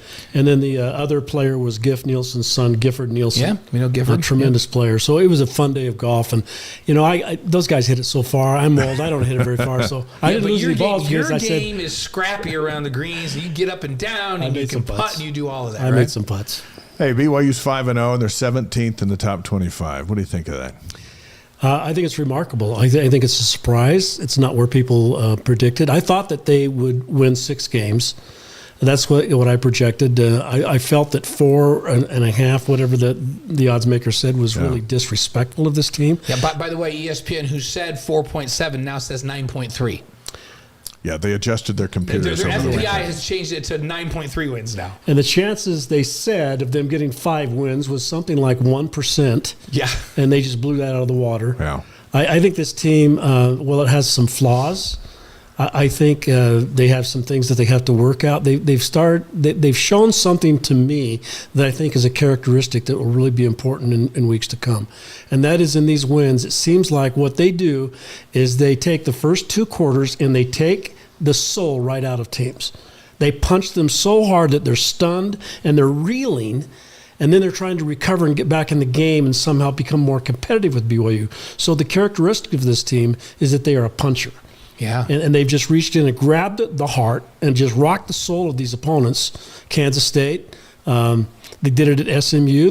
Had a tremendous home win streak going with a lot of points. And then they did it at Kansas State. Kansas State didn't know what hit them. And then at Baylor, they came out and played those first two quarters extremely well. They gave up some yards, but they just go bam, bam, bam, and all of a sudden 21-0. And Baylor's going, what happened here? Yeah. And I think that's the characteristic. They put people on their heels early. It's interesting. So, but a couple nights before the Kansas State game, and I kind of told, I'm going to use Kalani's exact word. So Kalani lives around the corner, so lots of times he'll just stop on his way in the neighborhood. We'll be out walking and just visit for a bit. And I said, what do you think about this K-State game? And he goes, I don't know what the score is going to be, but let me tell you this. We're going to beat the living crap out of him. So Kalani feels like this is a team that is very physical. When you say, because Kansas State, their reputation is we're going to beat people up. Yep. And Kalani was going to that game. I don't know what the score is going to be, but we'll beat the living crap out of them. Like, I'm confident we will be more physical than they are. Have you noticed that this year? Yes. And is that different than they've been the last couple Yes, years? it's totally different. And I think a lot of that has to go, you got to credit, I think, Jay Hill, because that's what he wanted, but he didn't have the Indians to do it. Mm-hmm. And then I think you credit LJ Wood, TJ Wood. TJ Wood, for what he's brought in terms of an attitude and pressing the right buttons. I talked to him early in the two-a-days, and he said this. He said, some of my players need confidence. They need to be pat on the back. They need to be lifted up. They don't need to be yelled at. So I'm going to work on them to get their confidence level up so that they'll learn how to play aggressive, believe that they can play aggressive, and then go out and do it. And you can see that that's what they've done. They still have a lot of work to do. They've got to be a better run blocking team. But you can see that all across the board, they're extremely, extremely aggressive. Yeah, I love that. Being ranked ahead of Utah at the end of September, is that a big deal? I think it is. I think it's a big deal for recruiting. I think it's a big deal for focus of the media at this time of the year, which projected BYU to be a doormat and Utah to just waltz in and ballet right through this conference. I think during the pregame game of that game that they had with Arizona? The Arizona game, I think people were saying on the radio that they were talking about, and how this is going to be an easy conference, that Utah is so much superior than they are. Yeah. And I think that was the feeling. And so this has kind of broke that bubble and reset everything, both in the league but in the state of Utah. What's crazy is they haven't even played a Big 12 team. I mean, Baylor, that didn't count. Yeah. Didn't count. But it was Arizona. It was a Pac-12 team that beat them up on their field. And the most physical teams, like Utah, when the schedule came out, I was like, oh. Like, because it was interesting because Utah's dominated the Pac-12 by just being the most physical team in the league. Stanford had something to say about that a couple of years where they were crazy physical as well, and when they had Christian and those guys. But and then Oregon State kind of got physical the last couple of years and gave them troubles. And Washington was the other physical team. Everybody else, including USC, were finesse teams. And Utah played in that South Division and just played one finesse team after the other, and they beat them up. Right. And I thought, wait till they get this league. The bad teams are physical. But now, I think West Virginia is crazy physical and Iowa State's crazy physical. They do have to go play Iowa State, but they don't play West Virginia. Kansas State is always crazy physical. They don't play Kansas State. But they got to go over to Colorado. But there's That's going to be so interesting. many physical teams in this league that is kind of physical after physical after physical. And so I never thought they'd come in and waltz through it. I thought Utah would do well, but it's a different league than the Pac-12. And I think we saw that in the Baylor game because Baylor is a very physical team and they got a very good defense. And I think what happened to BYU in that game, some of the low lights, is that they got tired in that heat. And, you've been around in Texas. I remember back when the Mountain West first started, they had a golf tournament at the Media Day, and it was in Dallas. And we went and played at a golf course called Bear Creek right outside the airport, the Dallas airport. I remember this. And I was playing in 9 holes. And I was in a lot better shape than I am, a lot younger than I am now. Yeah. I was completely just worn out. I was sweating. I would have thrown the towel. And I was tired. I said, hey, I'm done. I can't play another 9 holes. And so that's the kind of atmosphere they're playing in at Baylor and Waco. Yeah, and then Baylor had to do it too, but Baylor, they trained in it, and BYU came out with so much passion and were so aggressive. And people were asking me, and I did do a little bit of research on it. So the temperature was in the 90s, and the humidity was probably 90. But the heat index right on the field was 110 degrees. I believe it. And think about that through 4 quarters. And it was getting warmer as the day was going on because the game kicked at 11. And it got hotter as the score got closer. Yeah, and it got hotter and there was more pressure. And I think that was a lot to what happened and what you saw, especially in the second half, is that BYU was tired. They were worn out, and that heat had got to them. And what helped the offense, sometimes it's not even as important that the offense scores as it is that they get some first downs. Yes. And so when a team is making a comeback and they've got some momentum, and the quarterback all of a sudden is really accurate and the receivers are making ridiculous catches, right? Yep. Give them credit, right? Yep. But when that's happening and they have a drive and they score, your offense doesn't necessarily need to go out and match the score. But if they can go out and get 2 or 3 first downs and punt the ball and change the field position and give them a long field, sometimes that's all you need for the defense to go, okay, regroup. Jay Hill did something that we haven't talked about in that game. In the fourth quarter, start the fourth quarter, there was about 3 drives left in the game for each team. He put an entire secondary and a couple linebackers out on the field that were young guys. And you saw Tommy Prastis at safety, and they did a pretty good job because they were fresh, but they drove down the field. It took them a while, and then they scored. He specifically did that saying, I think we're going to have to come up with some stops down the stretch. I have to give these guys in this heat a rest, and even if they score, we're going to hold them down when I put those guys back in. And then he put his first group back in for the last 2 drives, and they shut them down. 3 drives, wasn't it? 3 drives? 3 in a row. And it's those little nuances that people he recognized, you know what? This is putting us at risk. But to win this game, I need to have these guys fresh in the last 3 guys. And they're deep enough to get away with it right now. And that was something that was impressive to me that I didn't even think about until I watched the game again. And so... Yeah, and the other thing, and that goes along parallel with that, is the Lassiter drops. Yeah. Those were passes he never drops. Why did he drop? Why did Parker Kingston drop? Though I think they were hot, tired, and they were fatigued, and they fought through that. Yep. Here's an interesting, you can't account for the officials, and rarely do I hear Kalani in a post-game show say the officials need to they blew a couple calls for sure. Insert themselves into the game. That flop penalty changed the game. Could have cost them the game because it was 2nd and 3 when they called that, and now it was 1st and 20, and BYU got really conservative with their back against the end zone, had to. and they ran and punted, which is the right thing to do. Yep. But if they get a first down there, that's probably game over. And they more than likely get it when they've got a 2nd and 3, right? They run the ball well enough to convert. That's probably game over. That was a really bad call that affected the game. And Caleb, he was in the guy's face, and Caleb just like, hey, and just pushed him away. And the guy flopped onto the ground. It was a bad moment. We called it the James Harden Flop Award of the year. But there were some things that happened in that game. The good thing is somebody had to make a play. And not only did the defense go out there and make a game-saving drive stop, then the offense came out and had the ball for 15 seconds. They had to do it again. Mm-hmm. 3 straight, but back-to-back game-saving drives at the end. As hot as it was and as miserable as it was and as hot as they were offensively, I thought it was really impressive. It was impressive because last year's team would have lost that game by 2 or 3 touchdowns. Absolutely. They never would have got the lead. They would have had a slow start. They just didn't have it. But this team has it. What do you think about Jake Retzlaff's development over the course of his time? 4 games last year is just kind of getting thrown in there, and now through 5 here. I think the best way I could put it, he's a flawed whirlwind. He is a guy that has some flaws in what he does and how he does it. Mm-hmm. But the energy and the competitive spirit that he has, he can make enough plays to win ball games, and he can do it in spectacular fashion.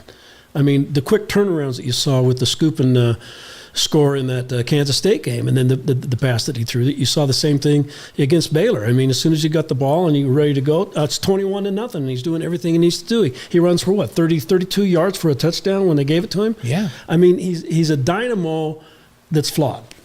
And you've watched every quarterback that people think about, and you've watched from before that. I mean, you were covering me when I was coming out of high school. Dick did an article on me when I was in high school, which I've always been grateful for, and he's always been so good to me. So you've been watching for a long, long time. Is what you talk about his flaws? Are those flaws? Can you coach those flaws out of him? Can he get better? Because he has another year. I think it's hard for this reason, is because certain quarterbacks are the way that they are because you couldn't change Riley Nelson. He admits that he didn't have a strong arm, but there's a lot of other things that he had. You look at John Beck. John Beck could throw the ball a mile. Through a house, too, by the way. With velocity. But there's other things that John needed to work on, but he was a better quarterback than a lot of people think. Jim McMahon, we all talk about him. The flaws that he had were that he wanted a 3rd and 25. He hoped for one. He hoped for one because he wanted to get the yardage. Sometimes he liked getting holding penalty on 1st down on the 20.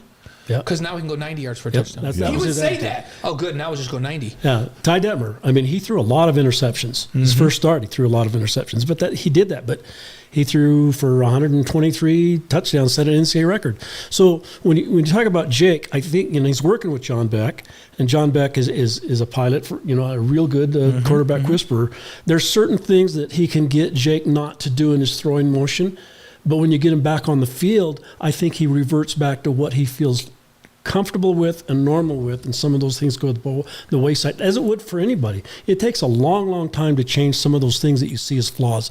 But I think one of the things that is the biggest flaw is that he wants to win, and he's so competitive, and he wants to make plays that maybe aren't there. Yeah. And I think we've seen him learn not to do that. So he is learning in that area. He's learning. He's taking some sacks. He's throwing the ball away. I think he's learning, but it's going to take a few My more feeling games. is if he'll just take care of the ball, he can be really good. Absolutely. Deseret News sports columnist Dick Harmon's on the Wise Guys, presented by Brady Plus and distributed by the Deseret News. We're going to talk basketball here, so we got a lot to get to.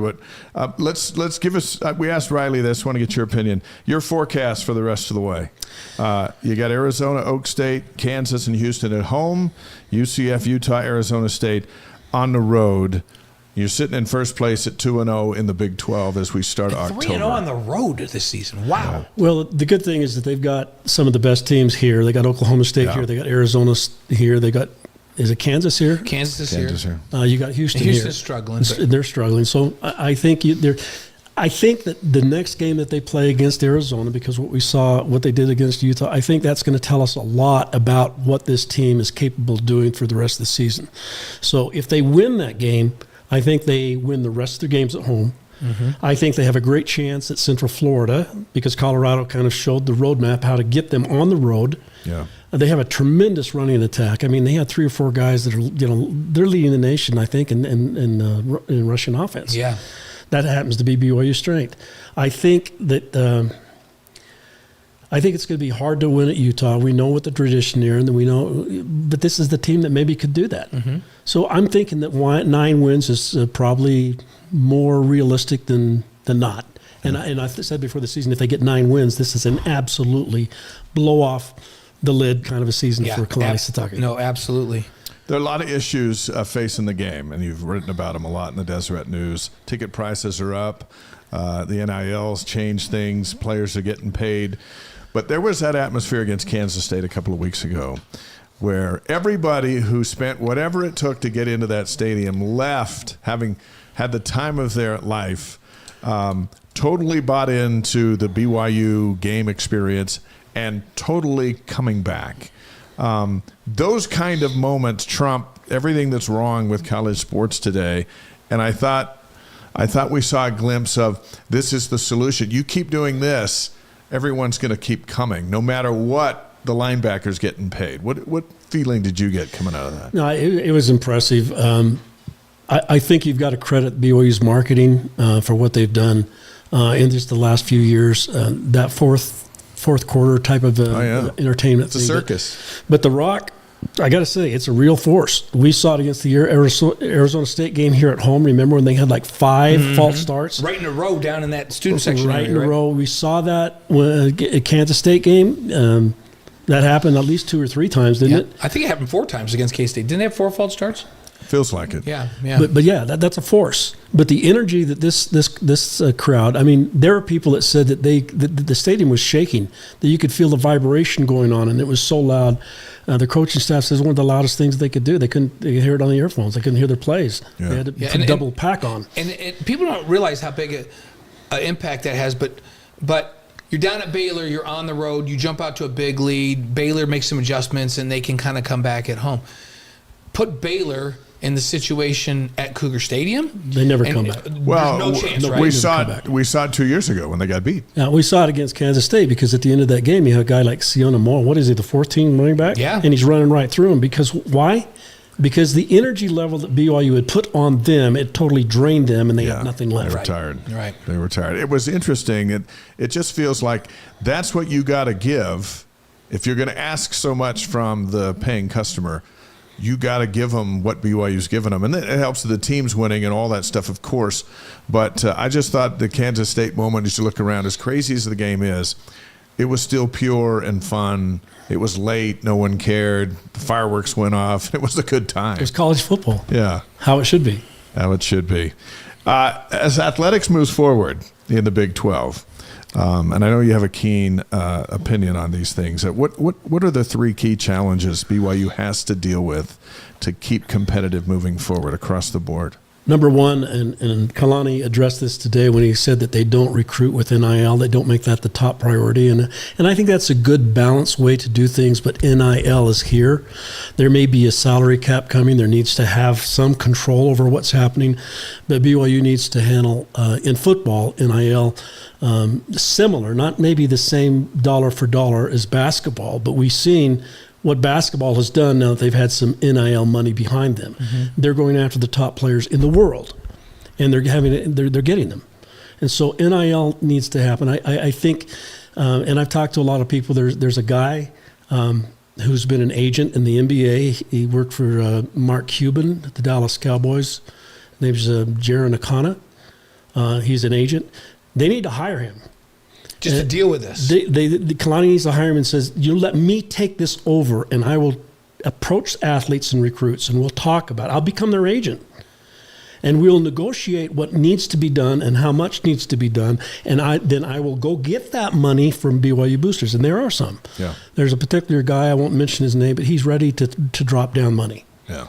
And if things are working in the way that he thinks that it could, that he wants to do it, and this guy could be, the conduit to get that done, that money's going to come, and they can use that, and they can recruit with that, because that's the world that you live in right now. That's one of the first things these recruits are asking. Well, what about the NIL money? Yeah. Second, I think you've got to keep guys like Jay Hill, whatever it takes. I mean, you don't have to go crazy, but you better be paying him more than he can get somewhere else as a defensive coordinator, and maybe make it so that his family is so comfortable as a defensive coordinator and assistant head coach that he wants to stay here. It has to be like Venables was at Clemson for all of those years. Now, finally he went to Oklahoma, which is where he's from. But other than that job, nobody could get him to leave Clemson and Dabo Swinney because they were paying him like a head coach. Exactly. And so, and you look back at the model that Lavelle Edwards had, when he had coaches that were really good and they weren't getting paid money, but they worked for Lavelle because they loved him. And I mean, I think Doug Scoville was being paid about $15,000 a year. Yeah. I mean, that's what happened. But you had coaches there for quite a long time. He didn't stay that long, and some of the others didn't, and Fred Whittingham left. But you need to get these coaches that you believe in that are good and being productive and are good recruiters and producing and lifting up and teaching the players. You need to get them paid.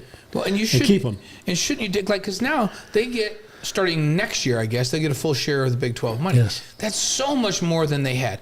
Is there not a responsibility when you are having Big 12 money and there's NIL money coming in and all that to pay your coaches at least scale or benchmark wages in the league? Like, I'm willing to bet there's not a single coach on Kalani's staff that is at the lowest benchmark in the league right now. Right.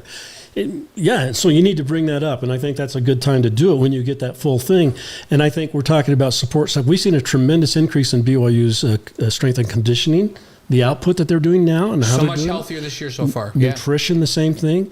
You see the analysts that you had. You had Gary Anderson here for a while. You've got Chad Kay. Yeah, and some others.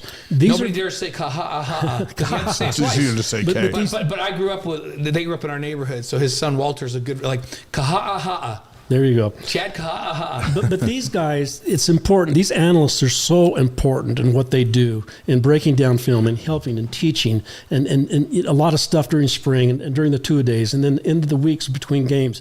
They've got to get a good core of those guys and pay them money to be here. Well, here's the other thing. A lot of the big programs, the NCAA changed the rule this last year, and they said, we're only going to limit how many coaches can go off campus and recruit. You can have as many coaches as you want. Yep. So what did the Alabamas and Ohio States, the really good analysts, they just made them position coaches. Yep. They made them coaches, and they're paying them, heck, Alabama paid Steve Sarkisian like $700,000 to be an offensive analyst. Yeah, and so, but because that's what he's worth. Yeah, BYU needs to look at the analysts and get some in here and pay them the money. So that's the second thing. All right, number 3. Number 3 is that BYU needs to do a far better job in capturing, recruiting, presenting, and grabbing LDS athletes. The top LDS athletes, some are coming here, but a lot of them are not. And not everybody wants to come to BYU. Right. A lot of LDS kids that are good LDS kids, they don't want to be here and kind of be babysat again. And they don't want to I wouldn't say they want to break the honor code, but they want to have the freedom to live the way they want to. They've been under their parents' thumb for their whole life, and they're like, honestly, I want to go to USC. You know what I mean? Yep. And I've talked to kids that have said that. I want to go do something different. I've grown up in the culture, and I get that. I get that. Those are the ones that they get when they come back from the missions. Yeah. I talked to Todd Heap. Todd Heap was a top recruit and he was LDS. Yeah, I think he was one of the top 2 tight ends in the country coming out. Yeah, and he told me this today. He says, when I was recruited by BYU, there was kind of an error in the presentation that you need to come here because you're LDS and we're the LDS church to school. Yeah. And so that really did not strike a chord with him. In fact, it kind of turned him off. And so they've got to do a better job of caring about the kid because he is who he is, and he's the athlete that he is, and then he can contribute to BYU. And if BYU's getting some of the best basketball players in the country, if not the world, right here, and they're not LDS, some of them never heard of the church. Right. It's the best place to come play if you're religious at all.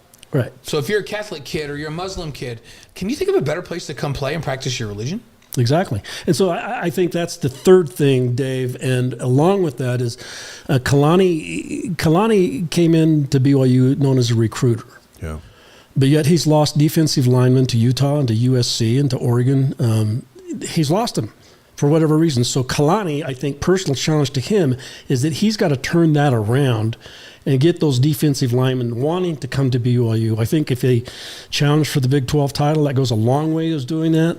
I think if he can prove that he puts guys like Warner and Kyle Van Noy doing what they're doing in the NFL, and Taysom Hill.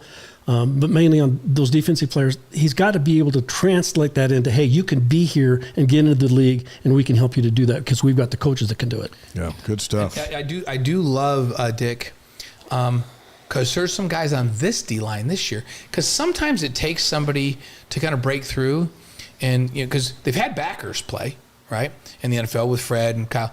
But when's the last D lineman you remember being in? But Blake Mangelson can play in the NFL. Yeah.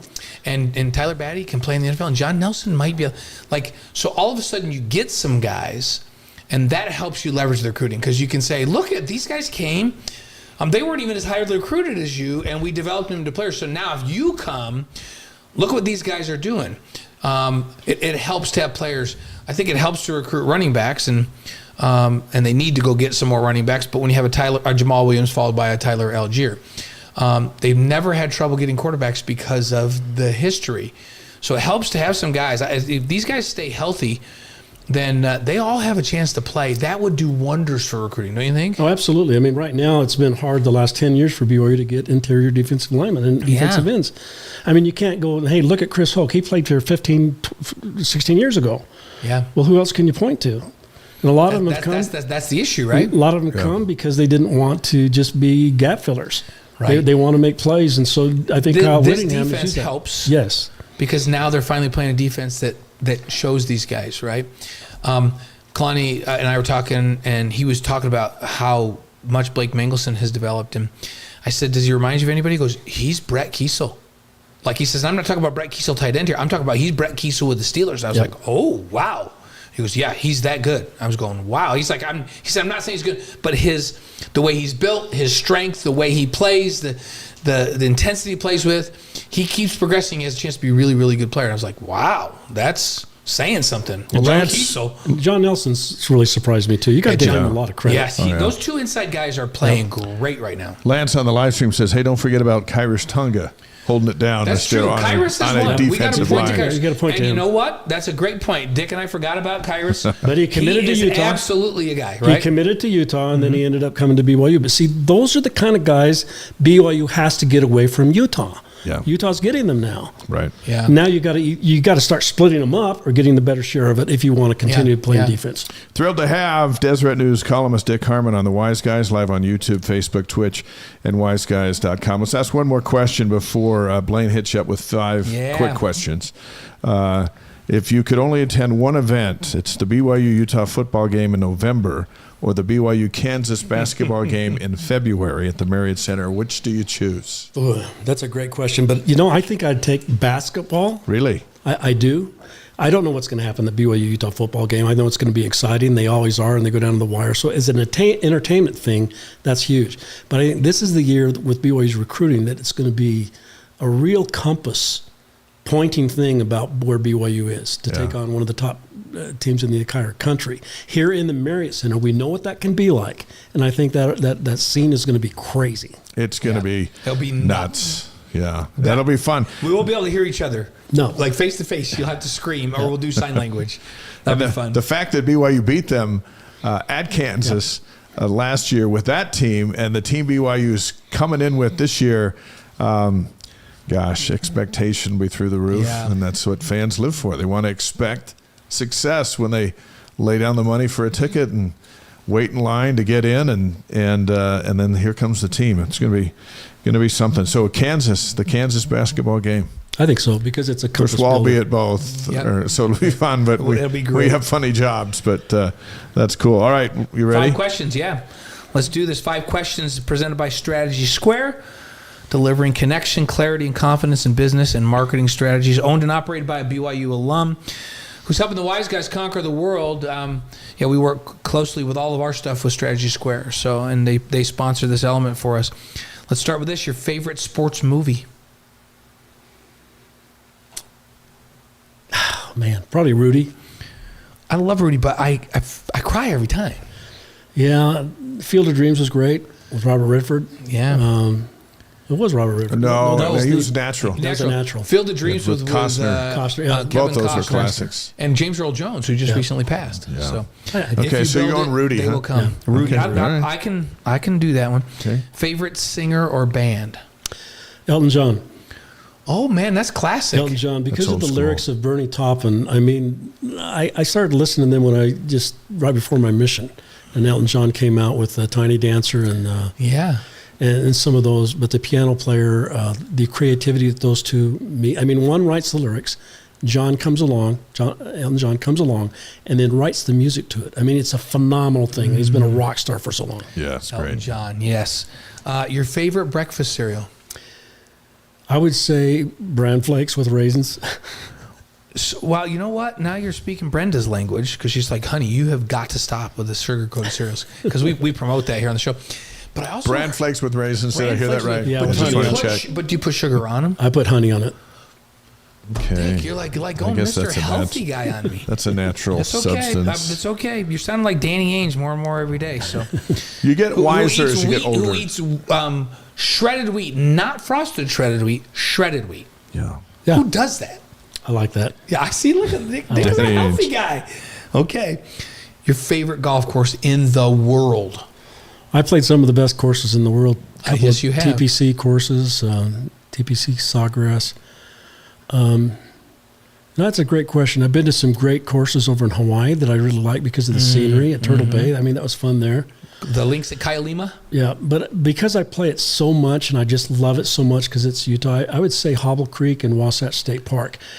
How about Hobble Creek in the fall? Hobble Creek? I mean, these are public courses. Yeah. And you pay $45 or $50 to play them, but the value that you have in those courses are unmatched, I think, anywhere. Now, they're great courses all over, but some of them are just real hard and they're not fun to play. Yeah. Carnoustie, is probably Yeah. the toughest course in the world. I don't know that I say I'd like that. It's not that fun. It's more traditional. Yeah. But That's Hobble Creek. I love that. Hobble Creek's Love tough that. to beat. So, yeah. A quick story on Hobble. My boys and I took them down to play. We were just going to play 9 in the evening. And we walked in, and this was a number of years ago, and Billy Casper was sitting in the cafe, which he did a lot. You know, Billy's one of my favorite people in the world. Played in a bunch of pro-ams and things with him. And I was so excited to see him, so I took the boys and I introduced them. And I said, guys, this is my friend Billy Casper. And Billy, he then proceeded to ask them all questions about what they were doing, like typical Billy Casper, right?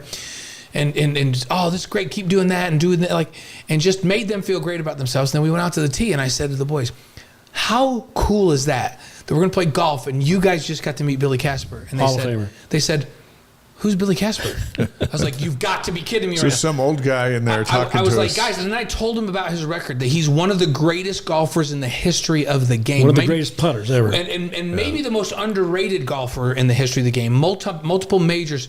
And they're like, Dad, that would have been really cool to know when you introduced him to us, because that would have been even cooler. But then they still think it's cool that they met him. And Billy's passed away, but what an unbelievable. He loved Hobble Creek Golf Course. He did.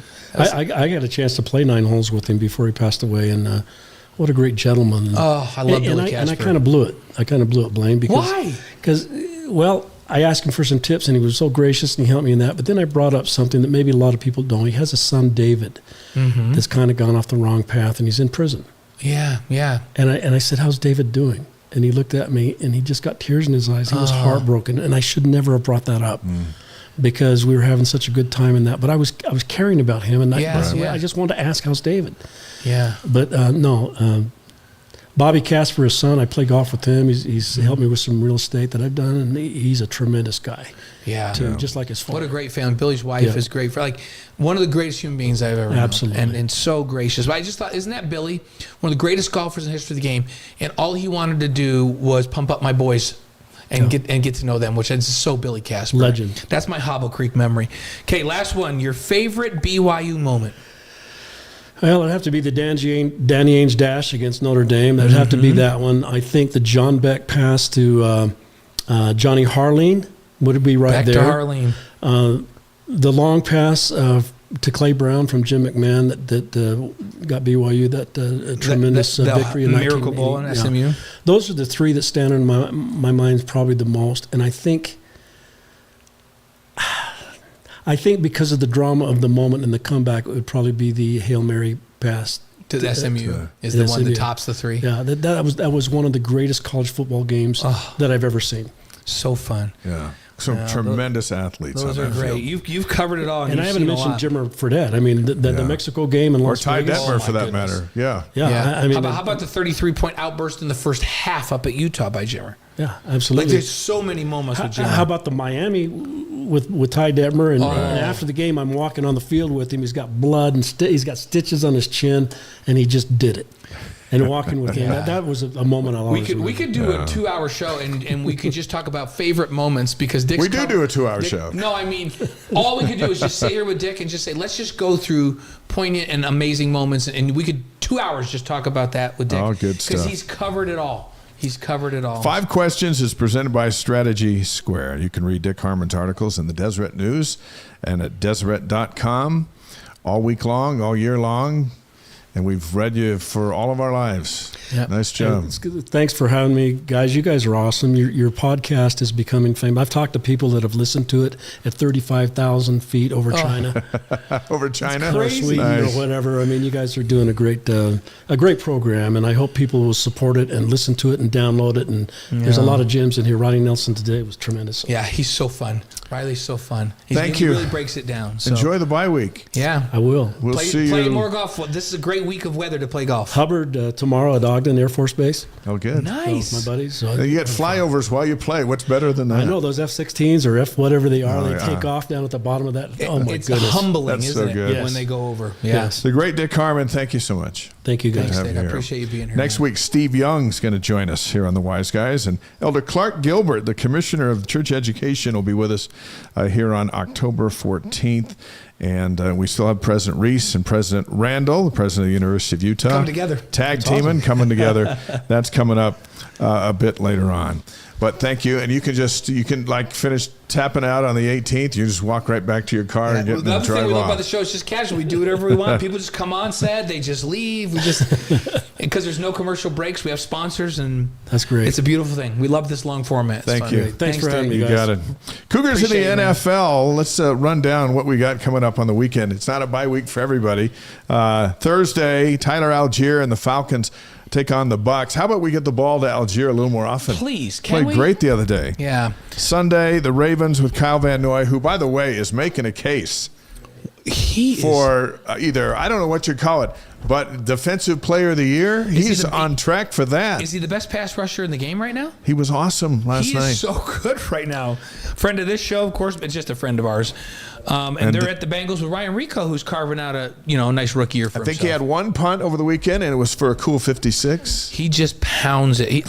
As long as that guy stays healthy, he's going to have a job for a long time. And the Bengals aren't any good, and No, so he's punting going to punt a lot. He's punting a lot. So, the Colts and Blake Freeland are at the Jags on Sunday, and the Browns are at the Commanders with Michael Davis. Brady Christensen and the Panthers are in Chicago to take on the Bears. And the Raiders are at the Broncos with Zach Wilson. Blame Zach Wilson. Bo Nix played okay the other day, and they got the win at the Jets. But you know what? Just play Zach. I want him to just play Zach just because Play of him the or trade Jets. him. He needs to play. Yeah, he Yeah, needs and that to would have play. been fun. The Cardinals and Kyrus Tonga, who Dick and I forgot about, is an NFL D lineman from BYU. They are at the 49ers and Fred Warner, who's just the best linebacker in the league. He had a pick six. Yeah, he's amazing. He caught the ball, he fell down, he got up, and then he ran 50 yards for a He's touchdown. amazing. Zane Anderson and Chris Brooks with the Packers are at the Rams, and the Rams are still hoping to get Puka. Yeah, it's supposedly back in the next couple weeks. Hope so. And then on Monday night, you get a Saints, Taysom Hill, and Jamal Williams at the Chiefs with Kingsley Suamataia, and of course Andy Reid as the head coach. And Taysom got banged up again after he scored 2 touchdowns Sunday. Some lower abdomen type thing. The Saints aren't going anywhere without him. No. So hopefully they can get him back and he can stay healthy because they have a chance to win that division with him. Right. So They got beat by the Falcons on a 56-yard field goal, or maybe it was longer than that. Maybe it was 65. But Taysom was out, and the offense changes for the Saints. Yeah. So, hey, let's talk about some campus notes. Men's basketball practice started last Wednesday. And Thursday is this Marriott Center Madness thing that's free to the public, 7 p.m. If you want to get your first look at the team, you go to Marriott Madness and meet the coaching staff and meet the team on Thursday night. So I went in and watched practice the other day to get ready for our ball games. They're going to win a lot of games. They're going to win a lot of games. Have you ever seen that much athleticism? There's never been that much athleticism. But here's the thing. Like, you and I have covered the Mountain West, the WCC. I've done some Pac-12 games. I covered the Atlantic 10. It's one of the most athletic groups I've seen, period. It's a different time for men's basketball. Period. That's doing 30-something years of basketball. This team is crazy athletic. October 9th is the blue-white game. That's coming up. You'll get to see them go after each other. Saw a little of that in the scrimmage. No TV on it. We were originally going to do it. The plans have changed. Yeah, on that. the staff just thought, you know what? Why do we want to give film to everybody about our guys when they don't know anything about our guys? Right. That makes sense. But you and I will do that October 30th, the very first game. It's an exhibition against Colorado Christian. That's at 7 p.m. Mountain on BYU TV. So put on your calendars, October 30th, join Dave and I, 7 p.m. Mountain, and we're going to introduce you to this team as they play their first game. It's must-see TV. That could be the most widely watched BYU basketball game in the history of BYU TV. And we even got a Utah game a few years back. But this, with all the hype and everything, you just can't not see it. Yep. And that's coming up. You're right. The Big 12 schedule was released, and we're going to keep saying Big 12 even though there's 16 teams in the league. It got released this last week. 20 teams. There's no weeks off. 2 games a week. They start. They grind through. The next thing, you got the conference tournament and the big dance. Right. I mean, something that no one's ever seen before at this level of competition. Right, it's crazy. So, hey, by the way, on the chat, I'm going to acknowledge that Russ Paulo said, he says, The Rock certainly brings energy and noise, but don't forget the rest of us. We were loud all over the stadium at the KSU game. It wasn't just The Rock. That's true. Amen. Like, you know what? We apologize for not recognizing that, because you are right. That place was off the charts loud everywhere in the stadium. The Rock gets everyone going. Yeah, and they had everyone going, and the Rock was bigger than normal that night. Yeah. It was stadium wide. You're exactly right, Russ. That was incredible. Here's what'll be incredible: on the 31st of December, New Year's Eve. And I don't know if it's late. I don't know if it's a day. We haven't got the time, and you and I have this game, right? Arizona State. I don't know if we do or not. Big 12 might have that. It's the Big 12 opener. We have the games leading up to that. We'll have everything for you in October and November. On New Year's Eve, Arizona State, the Big 12 opener at the Marriott Center. That's true. We won't have that one. That opener will be on one of the motherships. Next year we will have that one, but we don't have this one. Then in the month of January, you got January 4th at Houston, January 7th, Texas Tech at home, January 11th at TCU, and then January 14th, Oklahoma State at home, and January 18th at Utah, January 21st at Colorado, January 25th, Cincinnati at home, and January 28th, Baylor at home. So a homestand. February, they're going to go to UCF on February 1st, come home for Arizona. So Arizona at the Marriott Center. February 8th, this is an interesting swing. They go at Cincinnati. Then February 11th, they're at West Virginia. Then they come home for Kansas State, Kansas on February 18th. Then at Arizona, so back-to-back, Kansas and Arizona. Kansas at home, at Arizona. And then they wrap up February at Arizona State. Yeah. And then in the month of March, just a couple games before they go to the conference tournament. March 1st is West Virginia at home. March 5th at Iowa State. And then March 8th, the return visit, Utah at home. So a home and home with Utah. And just like it was back in the glory years, the season finale against the Utes. Yeah, at home. On great. senior day, which might be the last day for a couple of freshmen who are targeted to go to the NBA draft. Right. Who knows? Who knows what March 8th is going to look like? But I'll tell you this, the Marriott Center will be sold out, and BYU will be playing for good seeding in the Big 12 tournament and positioning for a higher seed in the big dance. Yep. That's all going to be going on March 8th. Little basketball news. Spencer Johnson just signed to play in Europe for Britain's oldest professional club, Leicester Riders. Yeah, good for him. Yeah, good for him. fun. Play as long as you can. Yep. Women's hoops, their Big 12 opener was announced. They'll play Arizona on December 21st. So they start Big 12 earlier than the men. Utah is at BYU on January 25th, and the Cougars go to Salt Lake on March 1st. Both those are Big 12 games. Yeah, women's volleyball now 9-3, 2-0 in conference. The nationally ranked number 20. They defeated Colorado 3-1. They swept Texas Tech 3-0. This week, BYU's at Arizona on Wednesday at 7 p.m. Mountain. And then they're at Arizona State Friday at 6 p.m. Mountain. So they're going to make that Arizona swing. Both of those games are on ESPN+. Women's soccer, they're playing a 4-4-3 defense. That's their record, 4-4-3. They're 2-1-1 in the Big 12. Tonight, they are leading Iowa State 1-0, the last score we saw on the live stream in the first half. Last week, they beat Utah 2-1. BYU doesn't lose to Utah in soccer. Not for 10 years. 10 straight years. They tied Oklahoma State, was a little bit of a surprise.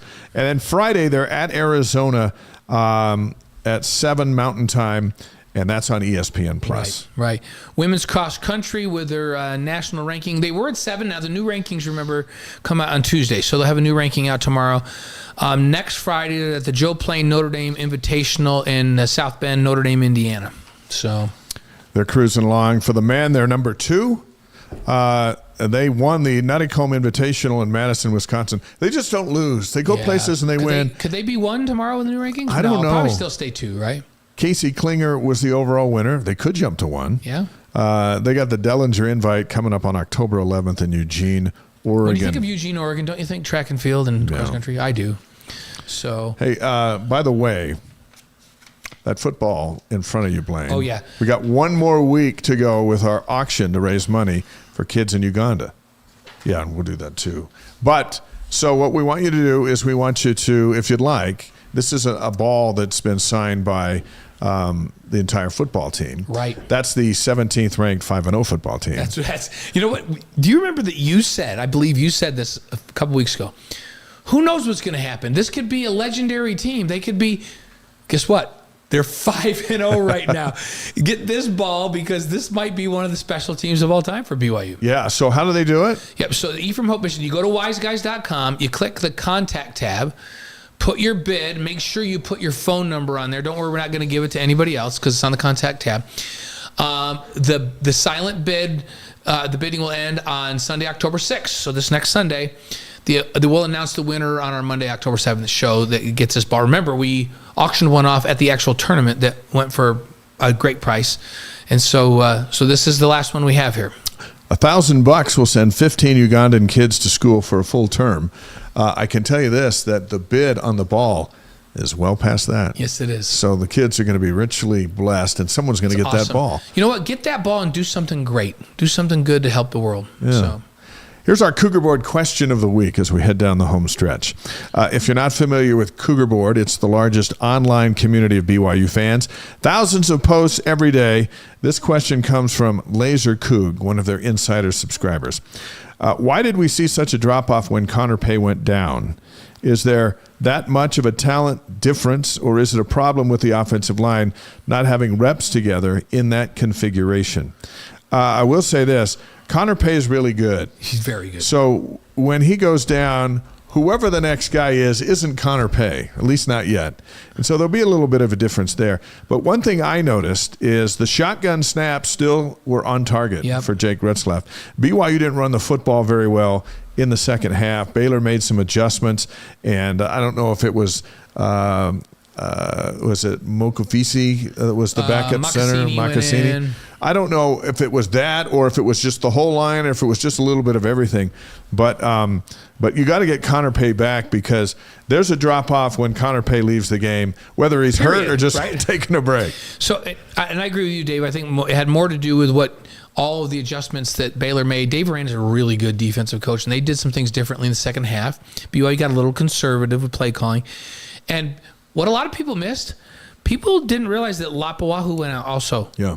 So it wasn't just Connor. You had 2 starting offensive linemen out. Now, the beauty is that Lapuahu returned later in the game. So whatever he had, they were able to fix up, and they got him back in the game. But there was a time there that they were missing 2 starting offensive linemen, and that's a bigger problem, right? Especially without a whole week to prepare those 2 guys that had to go in. So Mocassini moved over. They had 2 backup guards in.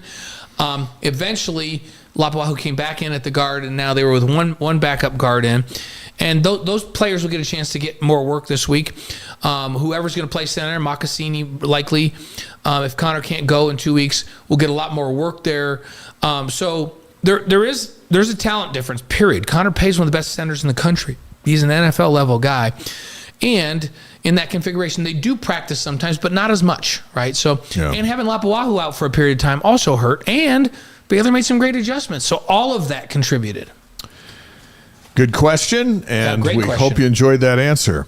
Let's head down the home stretch officially now with On This Day. Yes. On September 30th. We've had an awesome show here tonight, and we appreciate everybody listening in and getting involved on our live stream. And for those of you who are listening to our podcast, which will be available tomorrow, thank you so much. Appreciate your support. But remember, when you listen to the podcast, we're doing On This Day for today, and you're listening to it tomorrow. That's right. So Today, if you're on the podcast, this is On This Day yesterday. and a shout out to Conrad from San Diego coming in on the live stream. Like Conrad says, he loves your pink shirt. It goes great with boating. It does do that. It does do that. Okay, here we go. On this day, September 30th. First off, let's start in 1927. Babe Ruth hits his Major League Baseball record 60th home run. That was before the live balls, and I feel like they were playing with skinny bats back then. And he wasn't in shape. Yeah, and he was like drinking every night. Now 60 home runs. I think Aaron Judge has got like 58 or 59. Yeah, there you go. Heading into the playoffs this year. 1934, so 7 years later, Babe Ruth played his final game as a Yankee. 1935, Boulder Dam is dedicated by President Roosevelt at Lake Powell. And as a result, Lake Powell. So there you go. Was it called Boulder Dam? Is it still Boulder Dam? Yeah. Hoover Dam is on. Hoover Dam is on Meade. Yeah, is by Vegas. Right. Is it Boulder Dam on Powell still? I think so. Maybe it is. Yeah, it is in Boulder City. Yeah. So, and not far from where you used to live. I think it is. It feels right. It feels right to me. 1939 on this day, the first televised college football game. Fordham beat Waynesburg 34-7. Fordham. Wow. Back in the Bronx. 1960, the Flintstones debuted on ABC. I used to watch the Flintstones.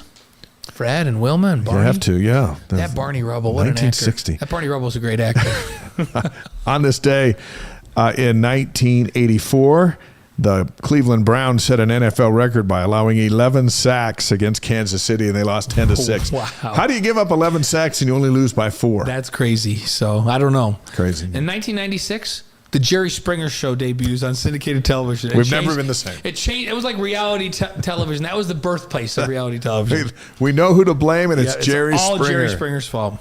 Yeah. Glen Canyon Dam. Thanks. Glen Canyon Thanks, Dam. Michael. That's Appreciate that. So, we knew we were close. We were close. Birthdays on September 30th. Fran Drescher, 1957. Who's that? That's the nanny. And her like New York City accent is the best. 1980, Martina Hingis, the great tennis player. Notable deaths on September 30th, 1955. James Dean, the actor. Yeah, big time. And earlier today, in 2024, Pete Rose. Yeah. Died at age 83. We were having dinner at Ruth's Chris Steakhouse in Vegas, just off Flamingo one night many years ago, and we walk in and we're sitting in the back room, and we're eating, and then all of a sudden 2 people come in. They sit down at the table next to us, and I look over and I go, "Hey, there's Pete Rose." Is that right? My wife goes, Who's that? Pete Rose? Tell me she didn't say I that. go, pass the potatoes. Yes, please. So Pete Rose passing away today.